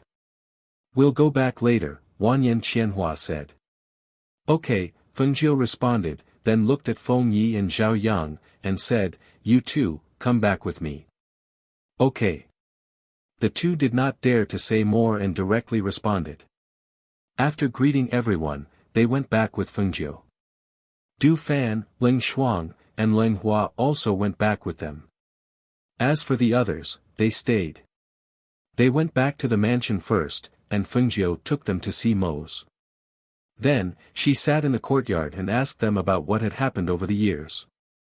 After listening to their experiences over the years, she finally paused and said, actually, when we came back this time, I planned to take you to the immortal realm to cultivate. What do you think? Hearing this, the two were slightly surprised and asked, can we go? Yes, now that I've broken the void barrier, I've found a way to travel back and forth. As long as you want, I can bring you up. Of course, I'll need grandfather and the others to agree. Fengjiu looked at the two and said, both of you are extremely talented. Even in the immortal world, you can be considered dragons and phoenixes among men. If you go up to cultivate, it will only be better for you. Hearing this, the two of them looked at each other and said in unison, we want to go. Fengjiu smiled and said, stay here for the next few days. In a few days, I will take you to the Feng family's old residence. All right. The two of them revealed looks of joy as they asked, are the people from the immortal realm all very strong? Are they all very powerful? Some are strong and some are weak. The only difference is that some are born with a divine fetus, so they have a higher starting point than others. She said slowly. Seeing the two of them curious, she said, you'll know when you go there in the future. I'll ask Ling Shuang to tell the kitchen to make some food for you. Go back and have a good rest. Yes. The two of them answered and then followed Ling Shuang out. After they left, Du Fan asked, Master, the Yama Lord is still not awake. When the time comes, will we take him to the Feng family's old residence? Chapter 51:11. As she spoke, she couldn't help but sigh, I just don't know what will happen to the Black Lotus after he wakes up. Everything will be fine when it comes to it. Master need not worry too much. I hope so. She turned back to look at the room and strode in. She said to Ying Yi and Hui Lang who were guarding the room, you two go and rest. I'll take care of things here. The two of them looked at each other and said, Madam, we're not tired. Let us stand guard. They paused and said, we'll stand guard outside the room. As they spoke, they left the room and stood at the door. When Fengjiu saw this, she didn't say anything. She just sat down by the bed and looked at the unconscious Mose. She held his hand and said softly, Ah Zay, hurry and wake up. The world's scenery is picturesque, but without your company, no matter how beautiful the scenery is, it will be in vain. When she finished speaking, the hand she was holding seemed to move slightly. She was startled and her face froze for a moment. She looked down and saw that his fingers didn't move at all. But just now, she clearly felt his fingers move. Ah Zay, can you hear me? When her voice fell, she stared at the hand she was holding. Sure enough, she saw that the hand moved slightly again. Although it was a very small movement, it was undoubtedly a surprise to her. You really heard me. Are you regaining consciousness already? That's great. She couldn't help but smile. Immediately, she channeled her spiritual energy into her palm, and the energy of the green lotus was channeled into his body along with her. Perhaps it was because of the green lotus's energy, the black lotus on his chest didn't seem to dare to move. It was quietly branded there, without a trace of energy leaking out. This time, Fengjiu transferred the power of the green lotus until evening. She only stopped when the sky turned dark. Because she had used up too much of the power of the green lotus, a layer of sweat appeared on her forehead. With a flip of her hand, she took out an elixir from her space and swallowed it. Then, she helped Mose feel his pulse. She felt the strong beating of his pulse under her fingers and the corners of her lips curled up. That night, she leaned against his side and fell asleep until the next morning. The morning sun shone in from outside the window. The two people on the bed in the room snuggled up to each other, warm and peaceful. Xianyuan Mose felt as if he had slept for a long time. His eyelids were very heavy. He wanted to lift them, but couldn't. At this moment, he felt a itch on his face. It was as if a strand of hair's hair on his face. He wanted to open his eyes to take a look or raise his hand to push the strand of hair on his face. His eyelashes fluttered gently like the fluttering of a butterfly. Not long after, his eyes, which had not been opened for several years, slowly opened at this moment. His consciousness gradually returned, especially the scenes before he lost consciousness and fell into darkness. The moment he opened his eyes, it was as if seawater had poured into his mind, causing him to quickly recall everything. He's still alive. At that moment, he was slightly startled, as if he had thought of something. His hand moved slightly and clenched into a fist. That feeling came from the palm of his hand, accompanied by a somewhat weak power, but it gave him a familiar feeling. Yes, he was still alive. Although he didn't know why, he was still alive. Chapter 51:12. The sunlight shone on her face, casting a shadow under her long eyelashes. Her peaceful and beautiful sleeping face, her complete dependence on him, made him want to lean over and kiss her delicate red lips. However, she woke up as soon as he moved slightly. Ah Zhe. Fengjiu instinctively jumped up and sat up. When she saw the person who was originally asleep had opened his deep black eyes, looking at her with a smile and deep affection, she could not help but be stunned. Her mind went blank for a moment, as if she could not react. Did you go silly from joy? Xianyuan Mose asked. His deep voice was hoarse, and there was a trace of a teasing smile. Perhaps she had slept for too long, but when she woke up, she felt her throat dry and her voice was hoarse. Fengjiu felt a lump in her throat. Looking at his smiling face, she tried her best to hold back the tears that were about to fall from her eyes. She threw herself on the bed and hugged him tightly. Ah Zhe. You're finally awake. I missed you so much. Hearing her nasal voice, Xianyuan Mose's heart melted into a ball. His heart ached and he blamed himself. He hugged her with both hands and gently stroked her head with one hand. In a low voice, he said, "It's my fault, I made you worry. It's good that you're awake, it's good that you're awake." As Fengjiu spoke, she seemed to remember something. She quickly withdrew from his embrace and sat by the bed. She asked nervously, "Do you feel uncomfortable anywhere?" Hearing this, Xianyuan Mose paused for a moment, then said, "I only feel like there's an extra force in my body, and my spirit has become much stronger." As he spoke, he sat up and felt that he was the same as before. It was as if there were no injuries on his body, and there was nothing wrong with him. On the contrary, he even felt that his strength had increased, and his spirit had become much stronger. Just as he was about to use his divine sense to check his body, he saw Fengjiu suddenly step forward and pull open his clothes, revealing his strong and firm chest muscles. His eyes flashed, and he raised his eyebrows slightly. He looked at her with a hint of teasing and said, "What do you want to see? Just tell me and I'll strip naked for you to see." Fengjiu wasn't in the mood to banter with him. After taking off his clothes, she saw that the black lotus on his sturdy chest was gone. She couldn't help but open her eyes wide and search his body. Where did he go? Where did he go? He watched as she tugged at his shirt. She looked at his chest, pulled down his shirt to check his back, and then looked at his arm as if she was looking for something. Seeing this, Xianyuan Mose could not help laughing and said, "What are you looking for?" What do I have on me? What's gone? The Black Lotus, the ancient Black Lotus, was originally here on your chest, but now it's gone. Fengjiu raised his head to look at him, and said, use your divine soul to search, you should be able to find where that Black Lotus is hiding. It's branded in your divine soul, so it definitely can't run away. Hearing this, Xianyuan Mose was surprised. Black Lotus? You're talking about the Black Lotus from before? Yes, it's a long story.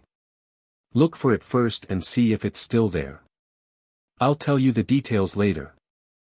Fengjiu said, holding his hand and looking at him worriedly. Chapter 51:13. Hearing her words and seeing the worry on her face, Mose nodded and said, don't worry, I'll look for it. With that, he closed his eyes and used his spirit to search his body. Fengjiu watched from the side. After a while, seeing him open his eyes, she hurriedly asked, how is it? Xianyuan Mose's eyes moved slightly.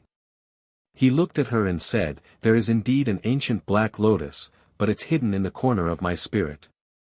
It's not a fully bloomed Black Lotus, but a flower bud. Hidden in the corner.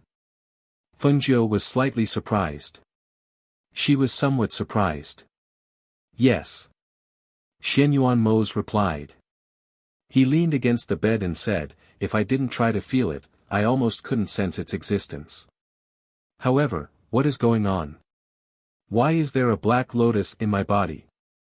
And how long have I been asleep?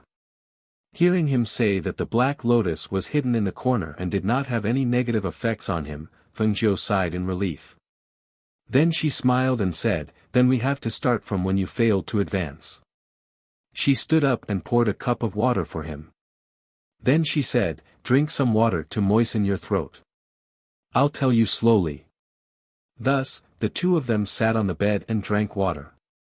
One of them sat on the bed and talked about the events of the past few years. She told him all the things that he did not know one by one. They talked until afternoon. It's like this. I found that after you swallowed that spirit, the Black Lotus was branded in your heart. Seeing that you didn't wake up, I was worried that the Black Lotus would have some effect on you. But now that you're awake and the Black Lotus has no effect on you, I'm relieved. Fengjiu said and drank from his cup. I see. He nodded and sighed softly, I didn't expect that I would owe Tianjizi such a great favor. It's a pity that he's no longer here. Fengjiu stood up and said, all right, let's not talk about anything else. We'll always remember his kindness. You just woke up, don't keep lying down. I'll get someone to prepare some food. I'll accompany you to the courtyard to bask in the sun. Then she smiled and said, they'll be very happy to hear that you're awake. Yes. He replied, the corners of his lips curling up slightly. After washing up, Fengjiu left the room. When the door opened, she saw Hui Lang and Ning Yi looking at her excitedly. Madam, did Master wake up? We thought we heard you talking inside. Yes, he's awake. Go in and take a look. She smiled and went to the courtyard. She, Leng Shuang, Master, have the kitchen staff prepare some porridge, make it bland and bring it here. Okay. Leng Shuang replied. He was happy to hear that the Yama Lord had woken up. When Leng Shuang went to the kitchen, he met Leng Hua and Du Fan. He told them that the Yama Lord had woken up. Not long after, everyone in the residence heard the good news. That's great. This time, Xiaojiu doesn't have to worry anymore. Guan Shilin smiled and walked towards the main courtyard with Wanyan Qianhua and the others. When everyone was walking towards the main courtyard, a phoenix guard quickly came in to report to Qi Kong. When Qi Kong heard the phoenix guard's words, he couldn't help but be surprised. He called out, Du Fan, Fan Lin, come with me. Chapter 51:14. Qingcheng is back. She was sent back by Hun Yuanzi and Zhuo Junyue. I heard from the Phoenix Guard that she was injured. Come with me to take a look. We'll report back to Master later, Qi Kong said in a low voice. Hearing this, the two were slightly surprised and immediately followed him out. Du Fan said, "How did Qingqing get injured?" "She went to the Pan family in the mortal world. No one should be able to hurt her there." In the mortal world, the Pan family that Master had promised to protect for 3 generations had met with some trouble. At that time, they were busy and could not leave, so they sent Qingqing there. They thought that with her strength, it would be more than enough to deal with the matters in the mortal world. They did not expect that she would be injured and come back. Naturally, no one in the mortal world can hurt her. Unless it's a cultivator whose cultivation is higher than hers. Fan Lin said as he walked forward. He was a little surprised and said, "But why did she meet Hun Yuanzi and Zhuo Junue?" Zhuo Junue was the descendant of Master's master. Because of Master, the Zhuo family was now a first-class family. Zhuo Junue's cultivation was not weak either. He was a powerful cultivator and usually did not interact with them. Could it be that he heard that Master had returned, so he came to take a look? "You'll know when you see them," Qi Kong said as he strode to the front yard. There, Hun Yuanzi was eating snacks and drinking tea with his legs crossed. Zhuo Junue was standing there with Bai Qingqing on his back. No one put her down. "They're here, they're here." Hun Yuanzi drank a mouthful of tea and swallowed the snacks. He saw the 3 of them but did not see Fengjiu. He hurriedly asked, "Why are you here?" "Where's Fengjiu?" "I heard that she came back, so I came here specially." "Senior." The 3 of them cupped their hands and bowed to him. They smiled and said, "Master is in the backyard. We haven't reported to Master yet, so we came to take a look." As they spoke, they looked at Zhuo Junue who was carrying Bai Qingqing on his back and asked, "What's going on? Why are you with Qingqing?" As he spoke, Fan Lin had already stepped forward and reached out to take Bai Qingqing's pulse. He was slightly stunned when he felt her pulse. He opened her palm and saw a red line extending from her palm to her arm. He then pulled her sleeve up a little. When he saw the red line on her fair arm, his brows furrowed slightly. She has been poisoned, and her internal injuries are not light. And. Or she. Or. But. On the way, we. And we. And we. But. On. And I. It. We. Hearing this, Du Fan, Qi Kong, and Fan Lin's eyes flickered. Sovereign. Which monarch would dare to attack them? Could it be, suddenly, they had some guesses. Chapter 51-15. "You're welcome," Zhuo Junue said. He was still as quiet as ever. However, because of Fan Lin's request, he turned his back to Fan Lin and was ready to hand Bai Qingqing over to him. "He's been carrying her all the way. Why don't we let him carry her to the courtyard?" Hun Yuanzi said. He looked at Zhuo Junue and then looked at the unconscious Bai Qingqing on his back. He gave a wretched smile. Zhuo Junue glanced at him and said nothing. When Fan Lin heard this, his hand paused.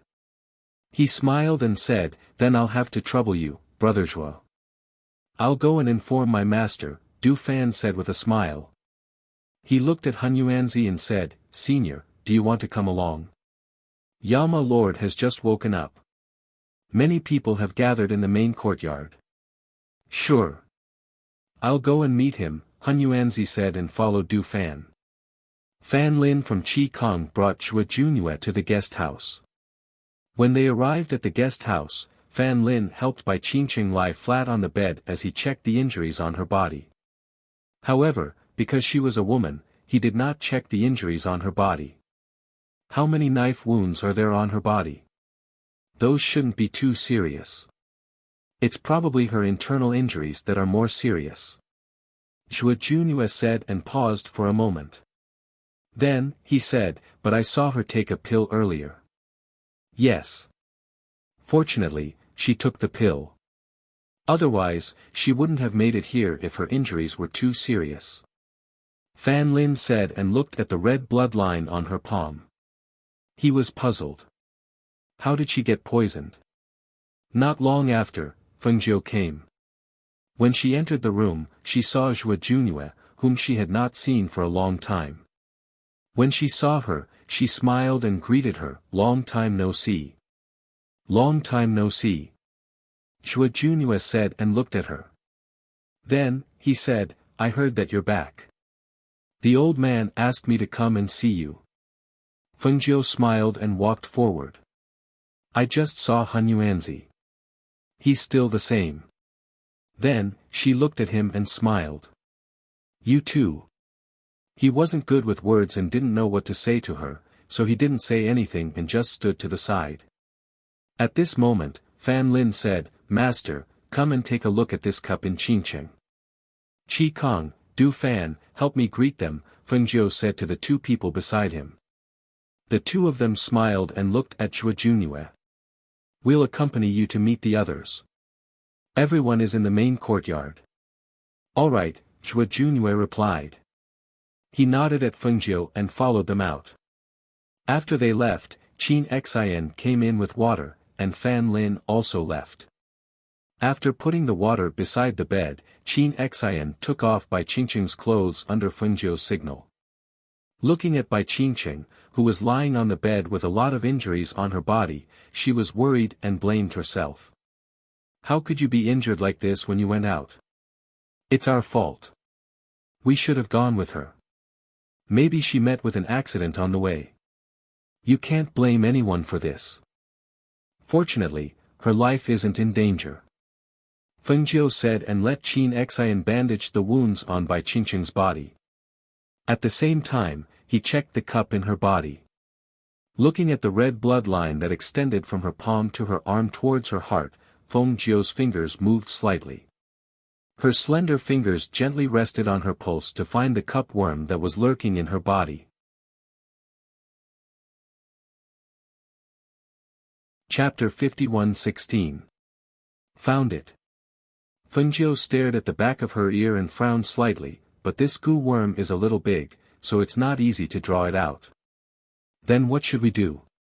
Qin Xian couldn't help but ask. Fengjiu stared at the goo worm wriggling in the flesh behind her ear. After thinking for a while, he said, "Draw it to the bottom and dig it out." Hearing this, Qin Xian couldn't help but look at the unconscious Qin Cheng and asked, "Master, what do you need to prepare?" "I'll go and prepare.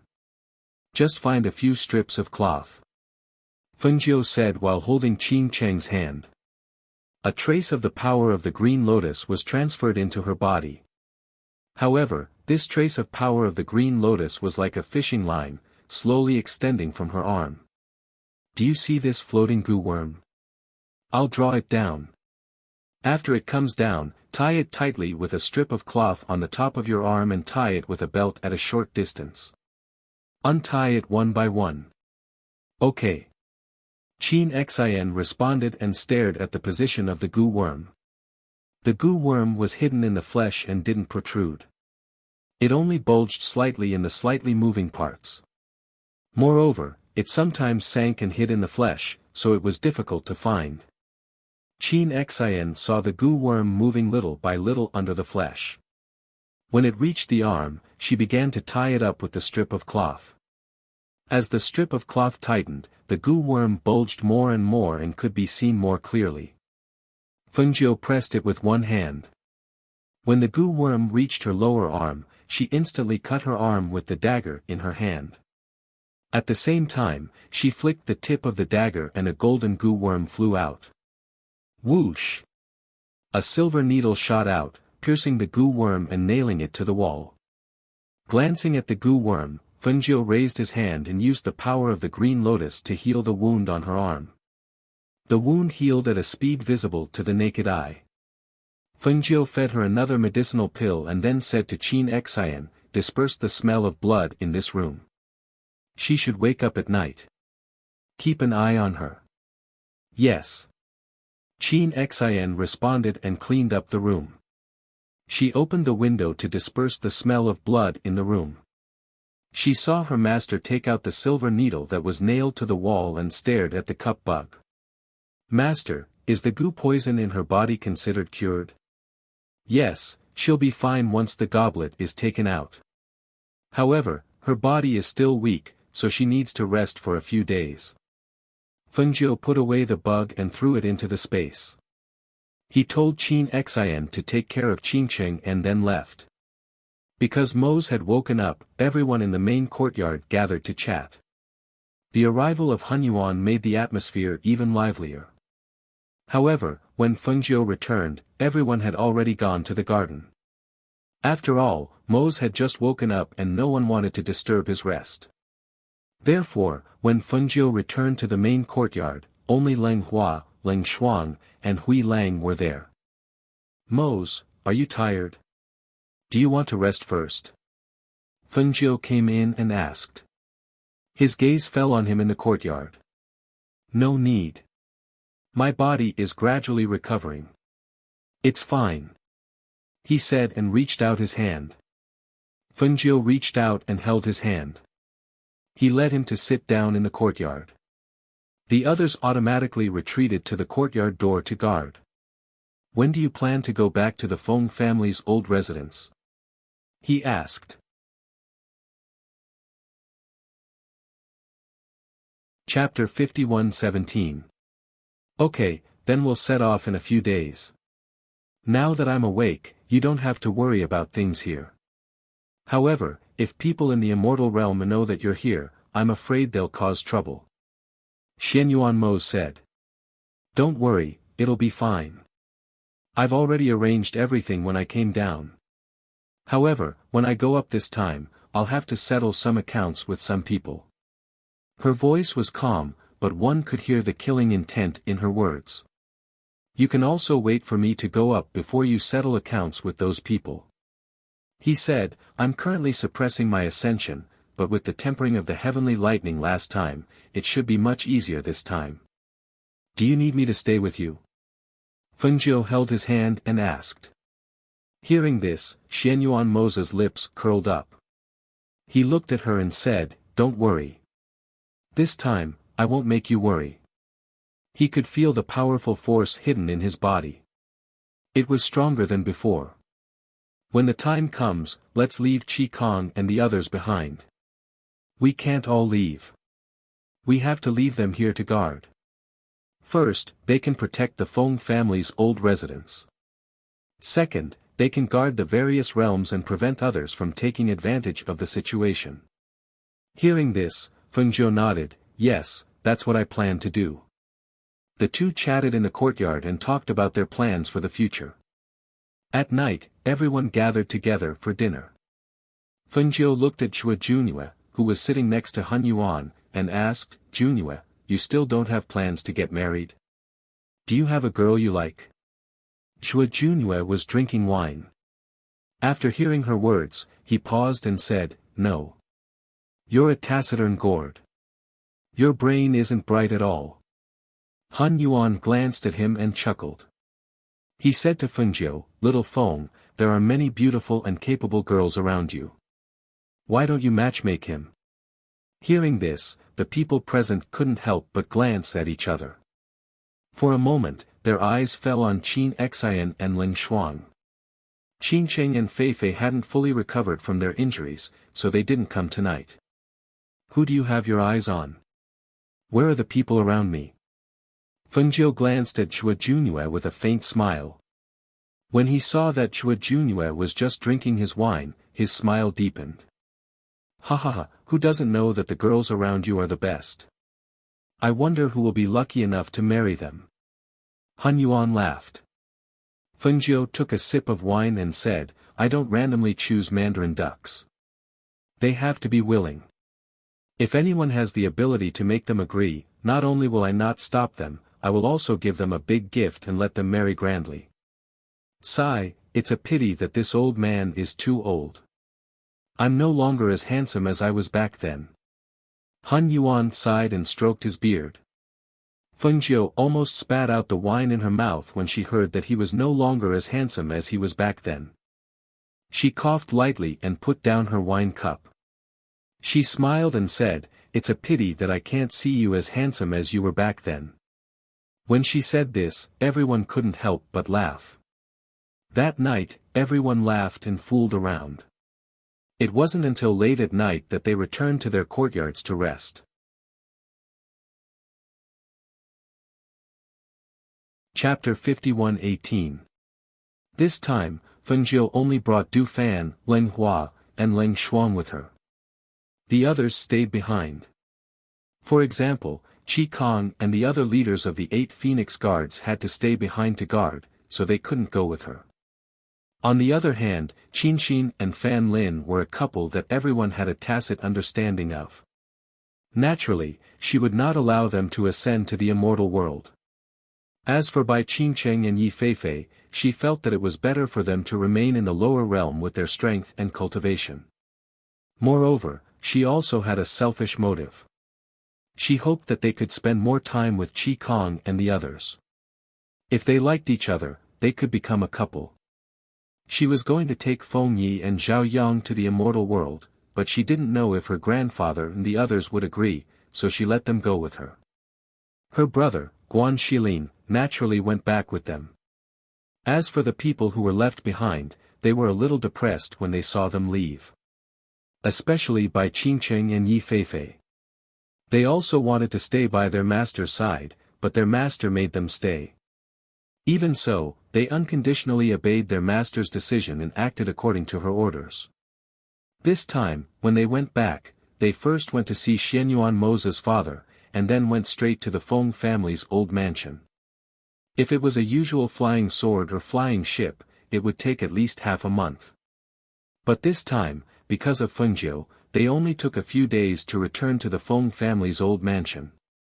Because they didn't want to cause too much commotion and didn't want to alarm the people in the city, they waited until nightfall to quietly go to the Feng family's old mansion.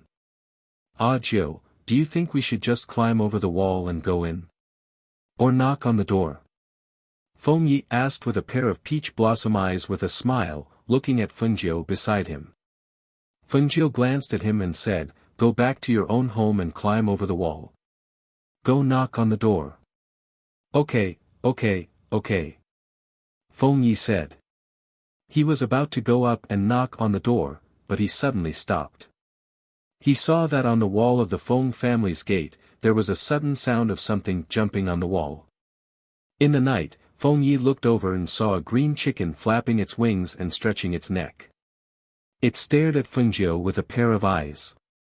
The next moment, it screamed. "Ah! Master is back! Master is back! Am I seeing things? Master is back!" That sharp voice was filled with excitement and surprise. It stood on the wall and shouted while flapping its wings. "Green!" Fengjiu was slightly stunned. She stared at the green-feathered chicken that had been raised to become very fat. Only then did she realize that not only was it fat, but it was also much bigger. "Ah! Master is calling! Master! Master! I almost forgot I have such a master." Green excitedly flapped its wings on the wall. Just when Fengjiu thought it was going to jump down, he saw it turn around and jump into the inner courtyard. He could faintly hear the sound of it running and the screams coming from its mouth. "Master's mother, Master's father, Master's grandfather, Green's master is back. She's back. Come and see." Hearing the voice coming from inside, Fengjiu's mouth twitched. This time, there was no need to report. The whole family probably knew she was back. "Who is it in the middle of the night?" The gatekeeper's voice came from inside. There was a hint of sleepiness in his voice. Perhaps he was woken up by Green, or perhaps he heard the commotion outside. Chapter 51:19. Eldest young miss. The gatekeeper was so excited that his voice stuttered. He was an old member of the Feng family. Even though he hadn't seen her for many years, he still recognized Fengjiu at a glance. "Eldest young miss, son-in-law, second master, you're all back. I'll immediately go report to the family head, I'll immediately report. Saying this, he didn't even wait for them to speak before excitedly running inside. Fengjiu faintly smiled and shook her head, saying, "It seems that I've disturbed grandfather's good sleep tonight." She knew that coming back at night would disturb their sleep. However, if she didn't come back at night, it would be too conspicuous during the day. "We haven't seen each other in so many years. Now that you're back, you definitely won't be able to sleep." Xianyuan Mose hugged her waist and walked inside with her. Guan Shilin and the others also walked inside. It was also because Green Hair was running around crazily and shouting non-stop that almost everywhere its voice went, the lights were lit up. The originally quiet Feng family became lively because of their arrival. The commotion in the middle of the night, in addition to Green Hair's shouts, naturally alarmed some of the families near the Feng family. Feng Sanyuan heard Green Hair's shouts, put on a coat, and hurriedly left the room. Once he left the room, he asked, "Is Feng girl back?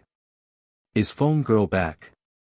Family head, eldest young miss is in the front yard. A hidden guard quickly came out to report, also, son-in-law and second master have returned with eldest young miss. Good, good, good. It's good that they're back. It's good that they're back. Feng Sanyuan said excitedly. He strode out of the courtyard while shouting behind him, "Su Shi, Feng girl and the others are back. I'll go to the front yard first." Su Shi finished putting on her clothes and came out. Her face was still a bit sleepy, but when she heard that Fengjiu and the others had returned, she was happy and quickly went to the front yard. She ordered the servant girl beside her, "Go to the main yard and see if the family head and the others know. Inform them." "Yes." The maidservant hurriedly responded and quickly walked towards the main courtyard. Feng Xiao and his wife also got up after hearing Green Hair's words. Feng Xiao put on his clothes and said excitedly, "Did you hear that? They said Xiao Jiu is back. I haven't seen her in so many years. It's good that she's back, it's good that she's back." Shangguan Wanru's voice was slightly choked. She hurriedly put on her clothes and went to the front yard with him. The entire residence was brightly lit, and the sound of servants moving about could be heard. They were busy serving tea and water. The secret guards and bodyguards could not help but come to the front courtyard, wanting to see Fengjiu. At this time, Feng Sanyuan walked over with large strides. Before he arrived, his voice had already reached the front yard. "Little Feng. Little Feng. Grandpa." When Fengjiu saw him, she was slightly surprised. Because with the increase in his strength, his appearance had already recovered to his peak. However, seeing him this time, he was the familiar white-bearded grandpa. "Grandpa, I missed you so much." She went up and hugged him. Only when she saw them did she feel the warmth of a family member. "Grandpa missed you too. You girl, how many years have you been gone? Grandpa often missed you and hoped that you would come back to see Grandpa." Feng Sanyuan sighed and patted her back, saying, "It's good that you're back, it's good that you're back."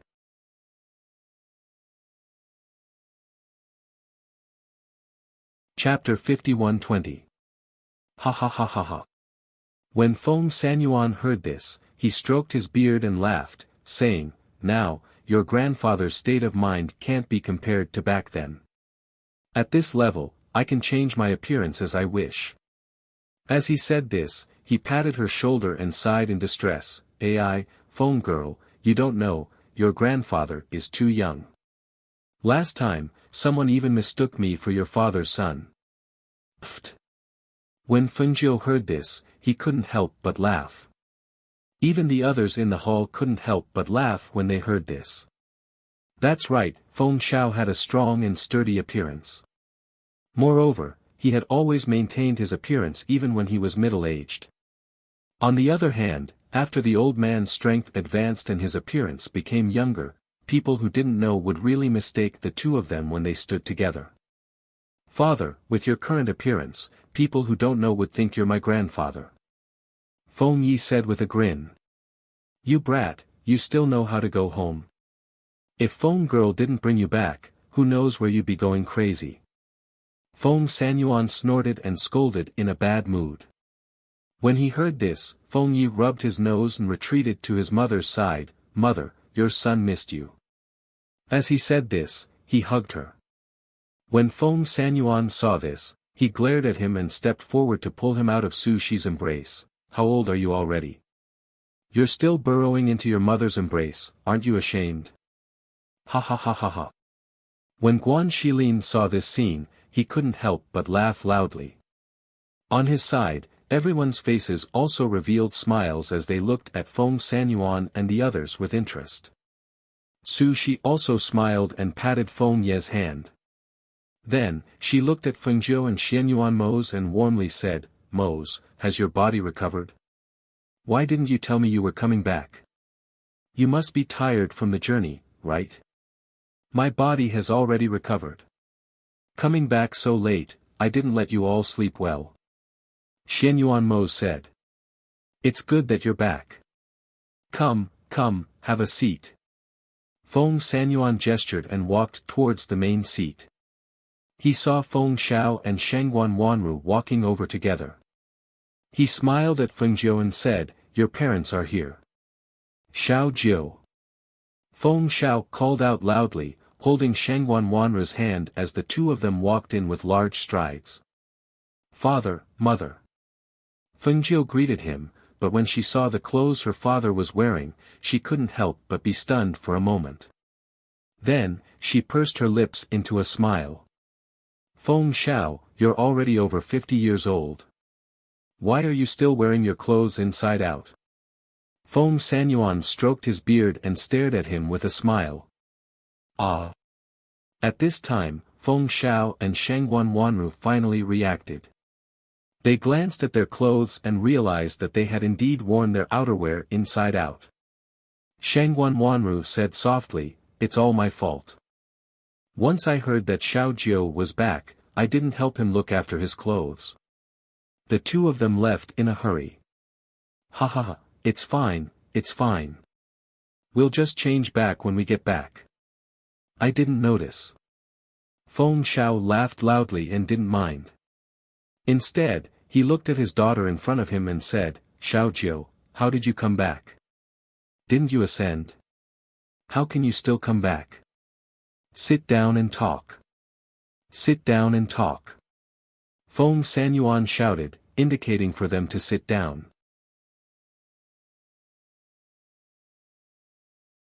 Chapter 51-21. Guan Shilin lived next door and often saw them, unlike them who left for a few years, so he just stood aside and looked at them. Okay, we're all family. There's no need to be so formal. Feng Sanyuan waved his hand and said. Xiao Jiu, tell us about what happened to you in the past few years. And Mose, it's been a few years since his accident. Is his body fully recovered now? Feng Xiao asked. Mose's body has recovered, and his soul has become even stronger. You don't have to worry about him. As for the past few years in the immortal realm, Feng Zhou said slowly. He knew that they were concerned about what happened to him in the past few years, so he gave them a rough explanation to make them feel at ease. They chatted until the sky gradually brightened. So this time, I'm preparing to set up this transportation array at the Peach Blossom Cove. Also, I want to bring Feng Yi and Zhao Yang to the immortal realm. What do you think? Feng Zhou looked at them and said. Hearing this, Feng Xiao and Shangguan Wanru didn't say anything. Feng Sanyuan and Su Shi looked at each other and pondered for a while. Dad, Mom, Jiu said that we can go to the immortal realm. We also want to go and broaden our horizons. Let us go. Feng Yi looked at the two of them and said with anticipation in his eyes. What do you think? Feng Sanyuan looked at Su Shi and asked. He naturally doted on Feng Yi, who was born at an old age, especially since this child didn't always stay by their side. If he wasn't cultivating in the mountains, he would travel around. Now that he said that he wanted to go to the immortal realm, to be honest, he was still a little worried. I'll listen to you. You can decide.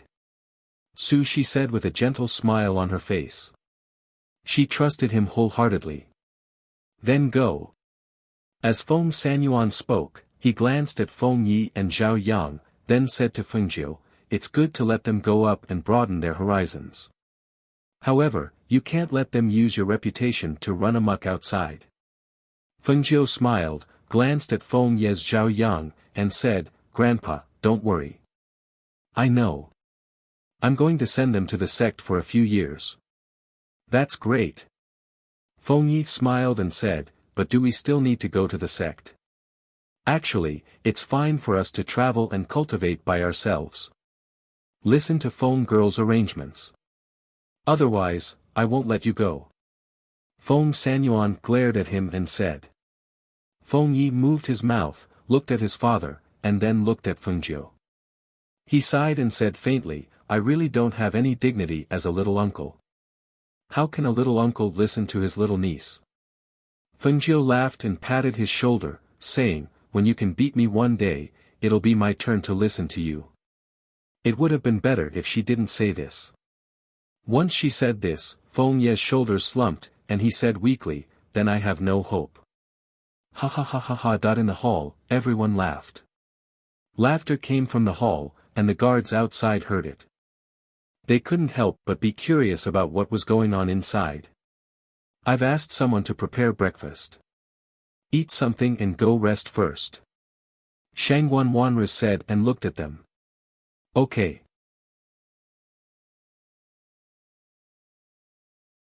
Chapter 51-22. Guan Shilin returned home first, while everyone else went to eat breakfast first. The servants, secret guards, and guards in the manor followed everyone out of the hall. When they saw Fengjiu, who they hadn't seen for a long time, they were all excited and wanted to go up and greet her.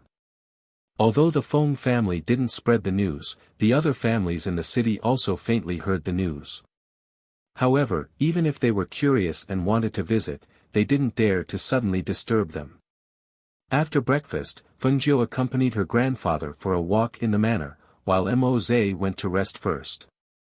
Feng Sanyuan saw her looking around while walking, so he asked, "Little Feng, you haven't been back for a long time, right?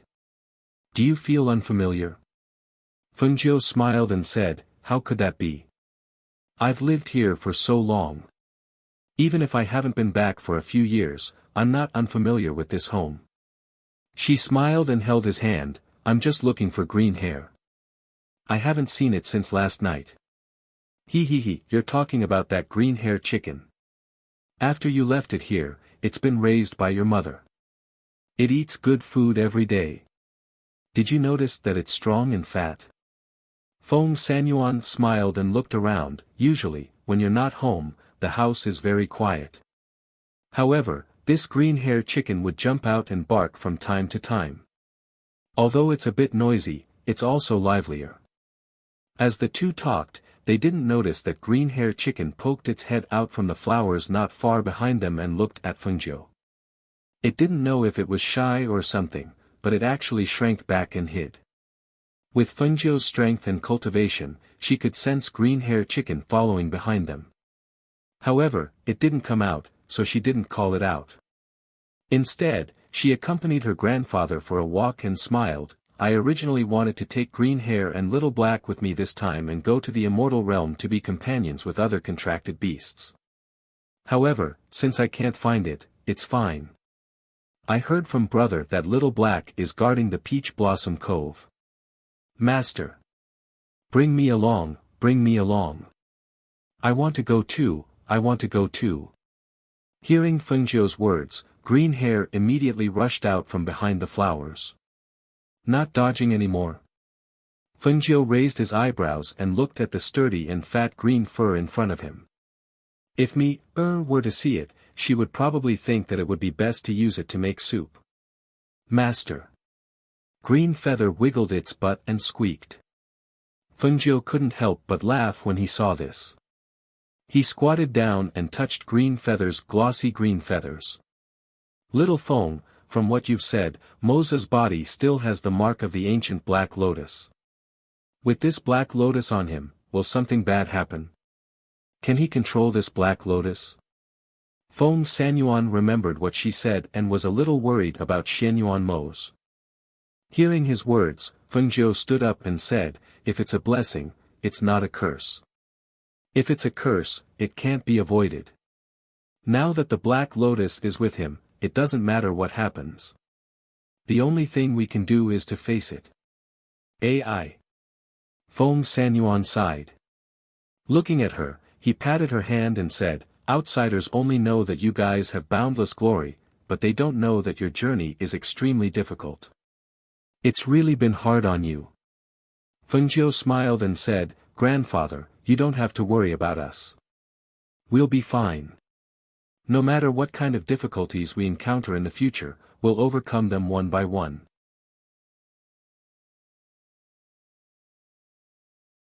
Chapter 51-23. Looking at how confident she was now, Feng Sanyuan smiled, good, good, good. With your words, Grandfather is relieved. After the two of them took a walk in the garden, Guan Shilin brought Yi Jing and the child over. She gathered with them before returning to the courtyard to rest. Even though she had not returned for a few years, the courtyard she used to live in was still kept for her in this home. There were even people who cleaned it, just like before. Nothing had changed. When she returned to the courtyard, she went to take a bath first before returning to the room. As soon as she entered the room, Xianyuan Mose patted the bed beside him and lifted the quilt, come and sleep for a while. Feng Zhou looked at him and revealed a gentle smile. After taking off her coat, she came to his side and laid down. A pair of big hands wrapped around her waist and pulled her into his embrace. Sleep. His deep voice sounded in her ear with a seductive magnetism. She only felt her ear itch and slightly rubbed against his chest. Her hands also wrapped around his waist, feeling the feeling of him by her side. Ah Zay, it's so good to have you by my side. She closed her eyes and murmured softly. Her entire body and mind relaxed as she fell into a deep sleep in his arms. Xianyuan Mose listened to her words and his deep eyes turned into deep affection. He lowered his head slightly and looked at Feng Zhou, who was completely relaxed and sleeping in his arms. His thin lips curled up slightly and his eyes were filled with gentleness. He gently kissed her forehead and whispered, me too. With you by my side in this life, it's not a waste of time. After resting for a day, they took the carriage to Peach Blossom Cove the next morning. They did not fly on their swords, nor did they fly in the air. When they reached the foot of the mountain, they slowly walked up. Because this was Feng Zhou's private place and they were not here, this place was usually not open to the public. In addition, there were guards here, so only the Feng family could come here. I haven't been here for a long time. It's still so beautiful. As Feng Yi spoke, his pair of peach blossom eyes looked at this fairyland-like place and asked with a smile, Ah Zhou, is there such a beautiful place on your fairyland-like island? It's even better. Feng Zhou smiled and said. As soon as her voice fell, she felt the ground tremble slightly, as if something was running over. Bang, bang, bang. A huge black figure came out of the peach blossom forest and ran with both hands and feet. Every time it ran, the ground shook. It's that big idiot. Chicken Feather came out from behind and called out when he saw the big black bear. Master! Master! The big black bear quickly ran to Feng Zhou and looked at her with an aggrieved expression. Master, you've finally come back to see Little Black. Master, will you bring Little Black with you this time? Master! I want to stay by your side. I don't want to stay here. Looking at it, Feng Zhou could not help but feel apologetic. She reached out to pat its head, but it was too big and her hand could not touch its head. Just as she was about to reach back, it quickly squatted down and moved its head closer. Seeing this, she could not help but chuckle. She patted its head and said, "It's been hard on you these years. This time, I'll take you to the celestial realm to be with everyone."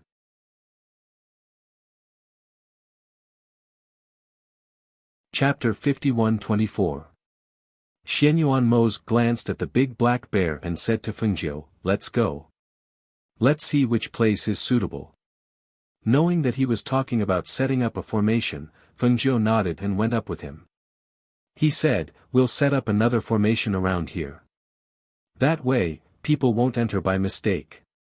Although there were people guarding this place, it was hard to guarantee that there wouldn't be some curious cultivators who wanted to explore this place. If they set up a formation, unless they told the people around them how to enter the formation, other people would walk around inside and then come out again. "Yes, this is a must." Xianyuan Mose responded and walked slowly. Du Fan and the others followed behind and went back to the familiar place.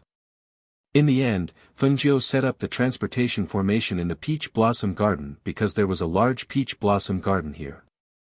With peach blossoms as a formation, it was very attractive.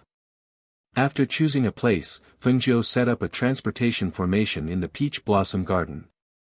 This transportation formation was different from ordinary transportation formations. When the ancient pattern formed on the ground with a powerful aura, Du Fan and the others could feel the powerful energy in this transportation formation. Even Du Fan, who was proficient in formations, felt that this transportation formation was very mysterious when he saw Fengjiu personally set it up.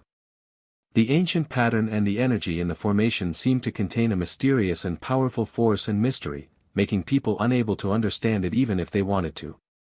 Especially when he saw her cut her finger and drip her blood into the formation, he was even more surprised.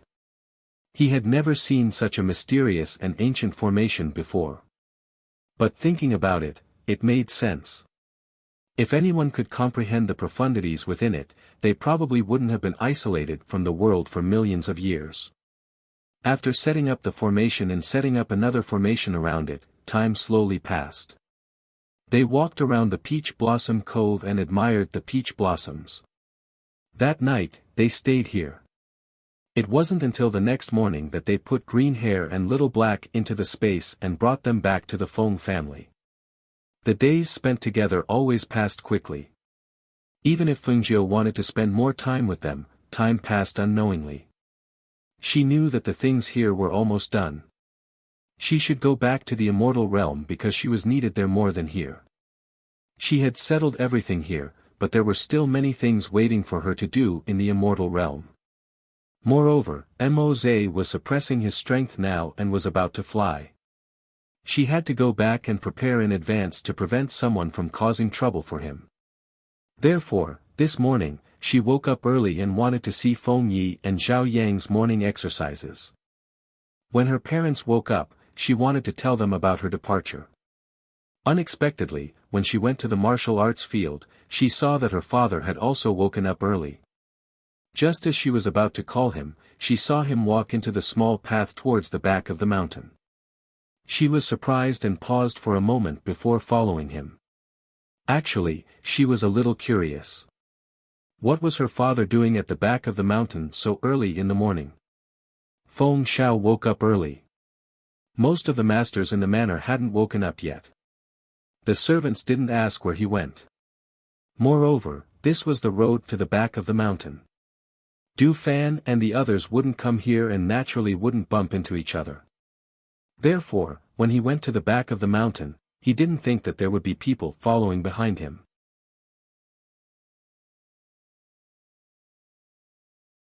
Chapter 51-25. Fengjiu followed behind him. The more she followed, the stranger she felt. Her father was walking towards the back of the mountain, towards the direction of the city. The terrain there was higher, and standing there, one could see the scenery of the city. However, this place was also rather remote. Even if people came to the back of the mountain, they would rarely come here. After all, if they wanted to see the scenery or something, they could go anywhere in the city. However, when she looked at the road in the back of the mountain, she could faintly see that someone had walked through it. Some of the weeds on the ground had been trampled, revealing a winding path. After walking for a while, she saw her father stop at a place that looked like a grave. Because he was blocking her view, she didn't see the name carved on the tombstone. She was just surprised. Why was there a grave in the back of the Feng family's mountain? Moreover, looking at the soil on the grave, it didn't look like a new grave. Who was buried here? Why didn't she know? Why did her father come here alone? She didn't hear her grandfather mention that there was a grave here. She felt more and more strange in her heart. She seemed to hear her father whispering something in front of her, so she tilted her head and listened carefully. Feng Xiao stood in front of the tombstone and looked at the weeds growing around the grave, as well as the fallen leaves on the tombstone. He whispered, "Gu-er, father has come to see you." As he spoke, he reached out and brushed away the fallen leaves on the tombstone.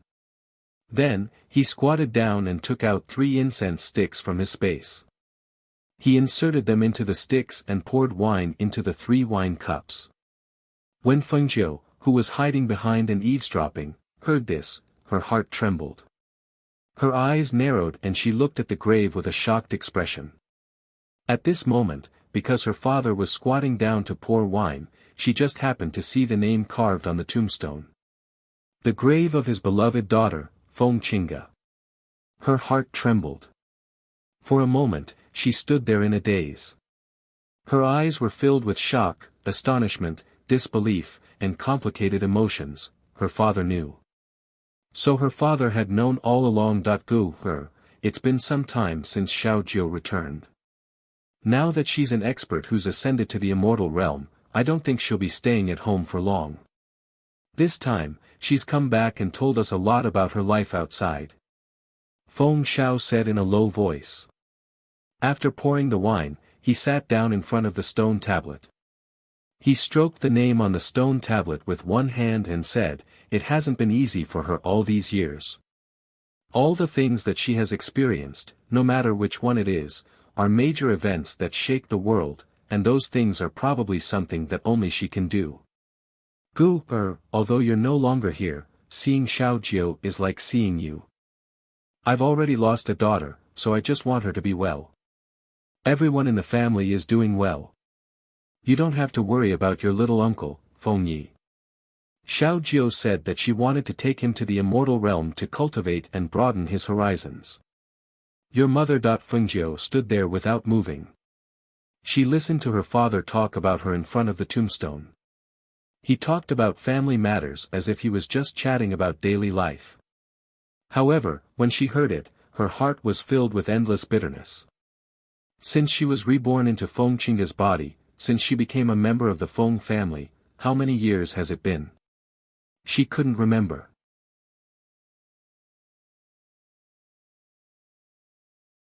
Chapter 51-26.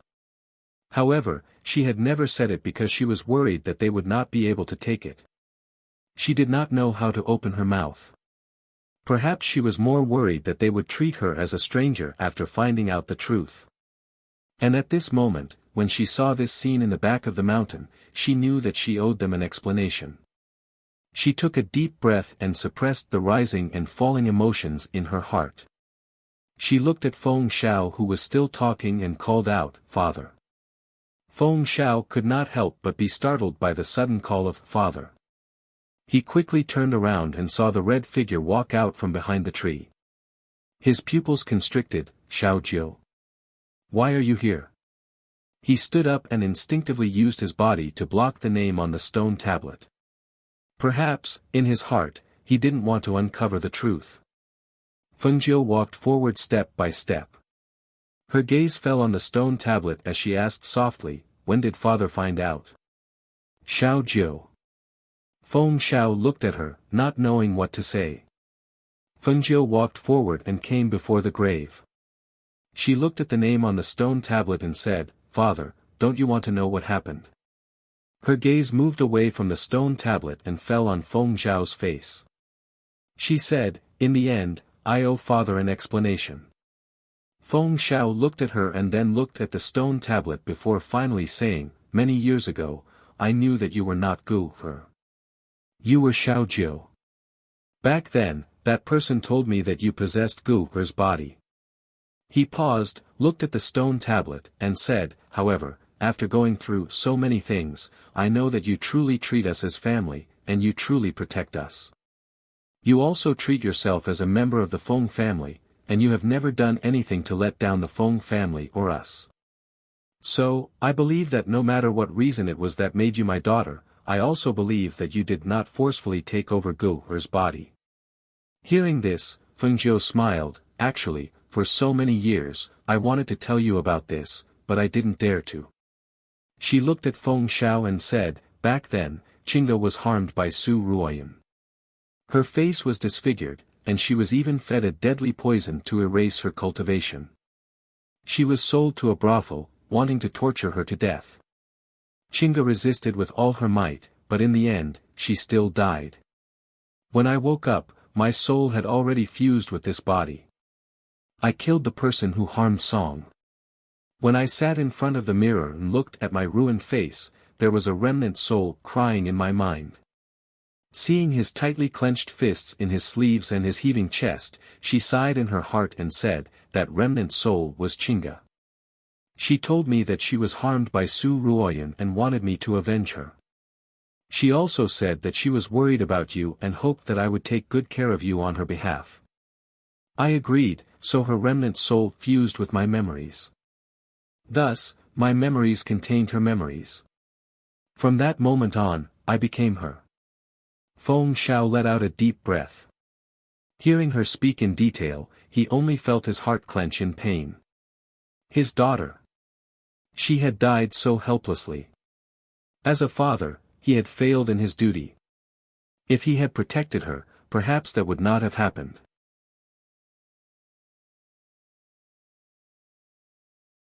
Chapter 51-27. Feng Xiao shook his head and said, don't tell them. That's enough. I don't want them to feel the pain and self-blame I felt when I first found out.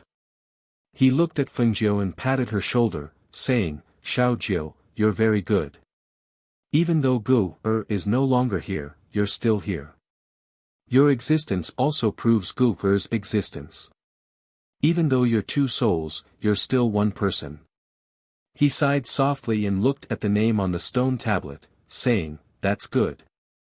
I think Gu will be like me. She won't want her grandfather and mother to be sad for her. Okay, I'll listen to father. Feng Zhou softly replied.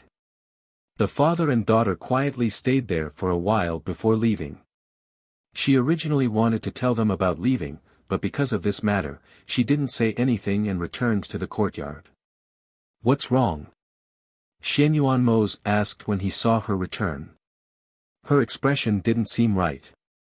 He went forward and held her hand. He touched her forehead and asked, are you not feeling well? Feng Zhou leaned into his embrace and hugged his waist. She whispered in his arms, so my father already knew that I wasn't Qingge, but Feng Zhou. Hearing this, Xianyuan Mose was slightly surprised and asked, what did he say? He didn't say anything. He also didn't tell me about this. I saw him go to the back of the mountain alone, so I followed him.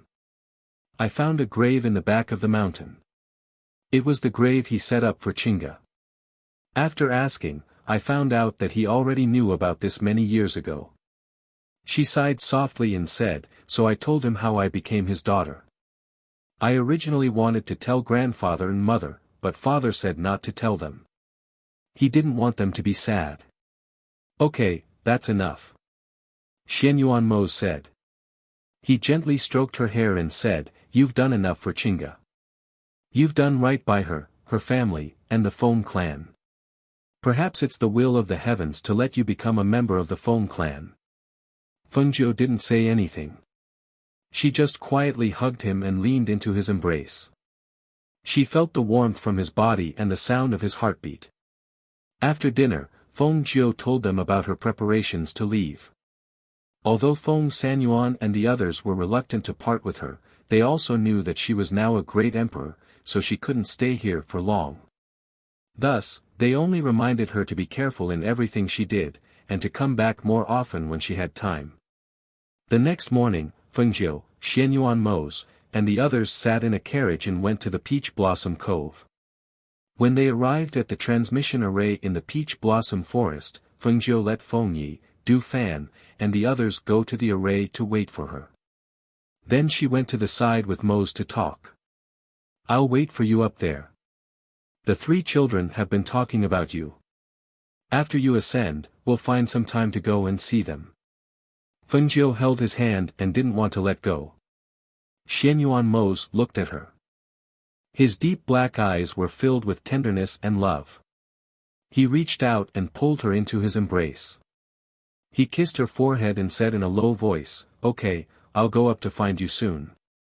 He let go of her and looked at her, saying, "Don't worry about me. Go." "Okay." Fengjiu replied and looked at him deeply. Then she walked into the array and looked at him, saying, "Ah Zhe, I'll see you in the immortal realm."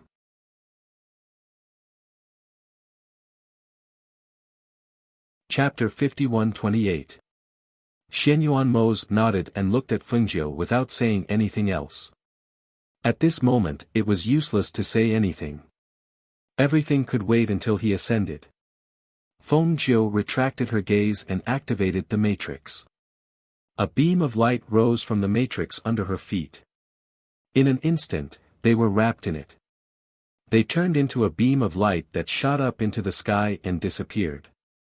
Xianyuan Mose looked up and saw that the ray of light was inconspicuous in the sunlight. If one did not pay attention, it would be difficult to notice it. Seeing them leave, he turned around and left as well. Next, he had to prepare for his ascension. Upper Immortal Realm. During this period, a piece of news quietly spread in the Upper Immortal Realm. It was said that the Empress Phoenix Master had gone mad during her closed-door cultivation and had not stepped out of the Immortal Island for many years. Compared to the shocking things she had done when she first ascended, it was obvious that her closed-door cultivation in the past few years had caused a lot of speculation. Some people were even eager to make trouble. Among these people, the 3 great emperors who had a death feud with Fengjiu were the main ones. After observing and asking for information for a long time, the 3 of them arrived outside Fengjiu's Immortal Island. They looked at the barrier in front of them and the clouds that covered the scenery inside the barrier. The 3 of them looked at each other. Fengjiu has not come out for many years. Something must have happened. Since we can't find out why, let's go in and check it out today. If we can take the opportunity to kill her, it can be considered as resolving the knot in our hearts for many years. One of the great emperors said as he stared at the barrier in front of him. At this moment, he was still a little nervous. After all, the scene back then had shocked them so much that when they mentioned Fengjiu, they couldn't help but feel some fear in their hearts. Otherwise, they wouldn't have used recuperation as an excuse to hide from her for so many years. "I'll break this barrier," another great emperor said. He gestured for the 2 of them to step back. Then, he gathered a strong spiritual aura in his palm and attacked the barrier. At the same time, he shouted, "Break!" Bang! However, the airflow hit the barrier and made a loud noise. Not only did the barrier not break, but it also reflected the aura back. "Be careful." One of them whispered and dodged at the same time. When the great emperor who broke the barrier saw the airflow being reflected back, his eyes narrowed and he quickly dodged. "I didn't expect the barrier set up by Fengjiu to be so powerful," another great emperor said as he looked at the barrier in front of him with a complicated expression.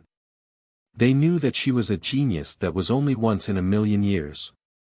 If they were not worried that she would dominate this place and make them submit to her after she ascended, they would not have taken advantage of her ascension to take advantage of her ascension and make them submit to her. They would not take advantage of her ascension would. If she wasn't so powerful, she wouldn't have been able to kill the Northern Flame Emperor all those years ago. To the immortal, and still, she. And, to. Immortal, being. Her hearing this, the other 2 great emperors looked at him and asked, "Great Emperor of Dongyao, what do you mean?" The great emperor of Dongyao glanced at the 2 of them and said, "A few years ago, I used the last fragment of the divine incense to send an order to a future sovereign in the immortal world to unify the immortal world and destroy Fengjiu's family and relatives in the immortal world. I believe that after a few years, he should have done something.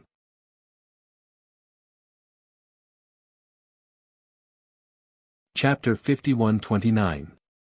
I didn't expect the great emperor of Dongyao to have the invigorating incense. The two of them spoke in surprise. The invigorating incense was a rare item. They didn't expect him to have it. After thinking for a while, the two of them asked again, "Is there any movement now?" The remaining incense can only be sent to the lower immortal realm. As for how things are going down there, I don't know. I don't know yet, but the chances of success should be relatively high. He didn't tell them that he had helped the monarch of the lower immortal realm find the seed of the Black Lotus. The Black Lotus brand had become one. Naturally, his strength had increased greatly. Coupled with the origin umbrella he had left for his descendants, no matter how powerful Fengjiu's people were, they wouldn't be able to resist him. If that's the case, then it's really a joyous occasion. The descendants of the great emperor of Dongyao are so capable. Let us congratulate you first. The two of them laughed and looked at each other. Then, they brought the topic back to the barrier in front of them. This barrier is so powerful. I'm afraid it's difficult to break it with one person's strength. Why don't the three of us work together? How about we break it in one fell swoop? All right. While they were preparing to break the barrier, the contracted beasts inside the barrier heard the commotion and knew there was an enemy attack. The fire phoenix spread its wings and shouted to Lao Bai and the others, "Enemy attack! Master isn't here.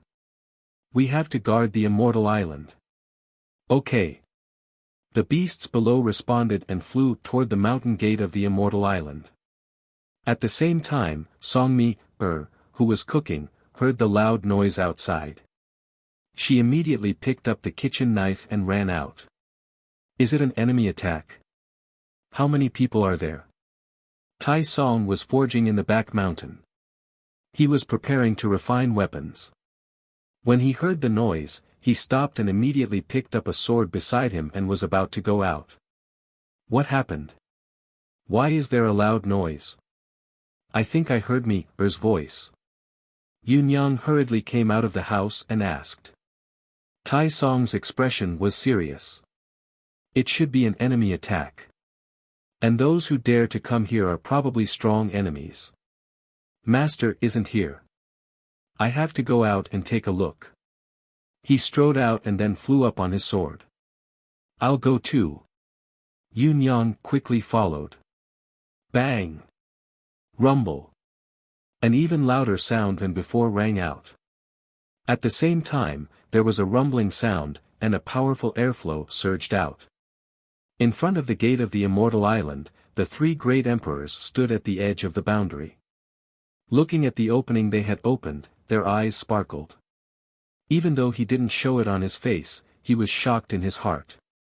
Unexpectedly, even with the combined strength of the three of them, they only managed to break a hole in the barrier set up by Fengjiu. However, it was also because of this opening that the fog that blocked their vision also dissipated, allowing them to see the scene inside the immortal island. Even though they also had their own immortal islands, they couldn't help but feel their hearts tremble. They didn't expect that Fengjiu's fairy island would look like a fairyland at first glance. Clouds and mist swirled around it, and rainbows stretched across it. Hundreds of flowers bloomed, and red-crowned cranes danced in the clouds in the sky. With just a glance, they were shocked. However, what they didn't know was that when they broke a hole in the barrier, in the forest of the immortal island, where Fengjiu had set up the formation, a light flashed and a formation appeared on the ground. Fengjiu and the others also appeared in the formation.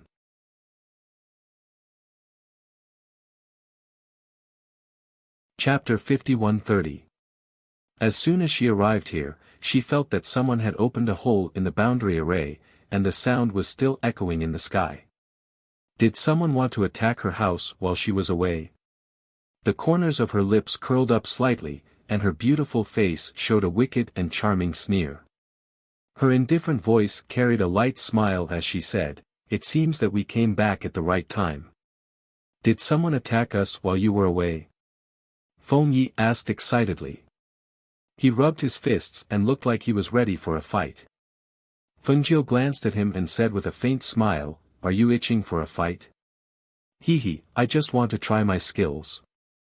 Feng Yi couldn't help but smile when she looked at him. He was her little uncle, but when he saw her, he was like a mouse seeing a cat. "Coward. Then let's stay here and practice." Feng Jiu looked at him and Zhao Yang and said, "You two stay in this forest for a while. When I'm done with my business, I'll arrange a place for you to go." "Okay." Zhao Yang nodded. "Ah. You don't want us to help?" Feng Ye's face was full of resentment. Feng Jiu smiled, looked at him and said, "Do you think you can win? If you go out, you'll only be beaten. You'd better stay here first." As she said this, she looked at Du Fan and the others and said, "Come with me and have a look." "Yes." Everyone responded and left with her, leaving only Feng Yi and Zhao Yang in the forest. At the gate of the fairy island, Fire Phoenix was the leader. When it saw the three people, it said in an ancient voice with a murderous intent, "My master didn't look for you, but you delivered yourselves to his door." Just when they broke a hole in the boundary array, it also received a message from its master through divine sense. Knowing that its master had just returned, it was relieved. Feng Jiu and the rest did not directly fly over from the sky. Instead, Du Fan and the rest followed behind them while she took the lead. When she saw that the three of them were still standing outside the enchantment of the island, her eyes flashed and she sent a message to the Fire Phoenix. "Fire Phoenix, lure the three of them into the immortal island." Hearing the voice in her mind, the Fire Phoenix rolled her eyes and came up with an idea. At this time, she saw Lao Bai and the other contracted beasts guarding the mountain gate. Not far away, Songmi, and the others were flying over on their swords. She turned to Songmi, and the others and shouted, "You all go back first. Just leave it to us." "How can that be? There's an enemy attacking us, so I have to put in some effort." Songmi, shouted. When she saw that there were only 3 people at the opening of the barrier, she couldn't help but be surprised. Only 3 people. Tai Song's expression was not as relaxed. He looked at the 3 and said to Songmi, "These 3 are all great emperors. Each of them can shake the world." "Ah. Great emperors? I really couldn't tell." Songmi, blinked and stared at the 3 people. "No matter how I look at them, they don't look as strong as master." "You're right." The Fire Phoenix glanced at her and said, "Since you don't want to leave, then retreat a little further to avoid being affected." As soon as it finished speaking, it stared at the 3 people outside the barrier. In the next moment, it pounced towards them. The 3 of them were cautious. Therefore, even though they had opened the opening in the barrier, they did not immediately go in. Instead, they pondered and sized up the situation. You're tuning into the Han Li's Wuxia Adventures YouTube channel. We're so grateful for your support and don't forget to subscribe to join us on this incredible journey through captivating stories. Your generosity through donations truly makes a world of difference, as it's the primary source of revenue that allows me to expand and enhance this channel for you. Thank you from the bottom of my heart for being a part of this adventure.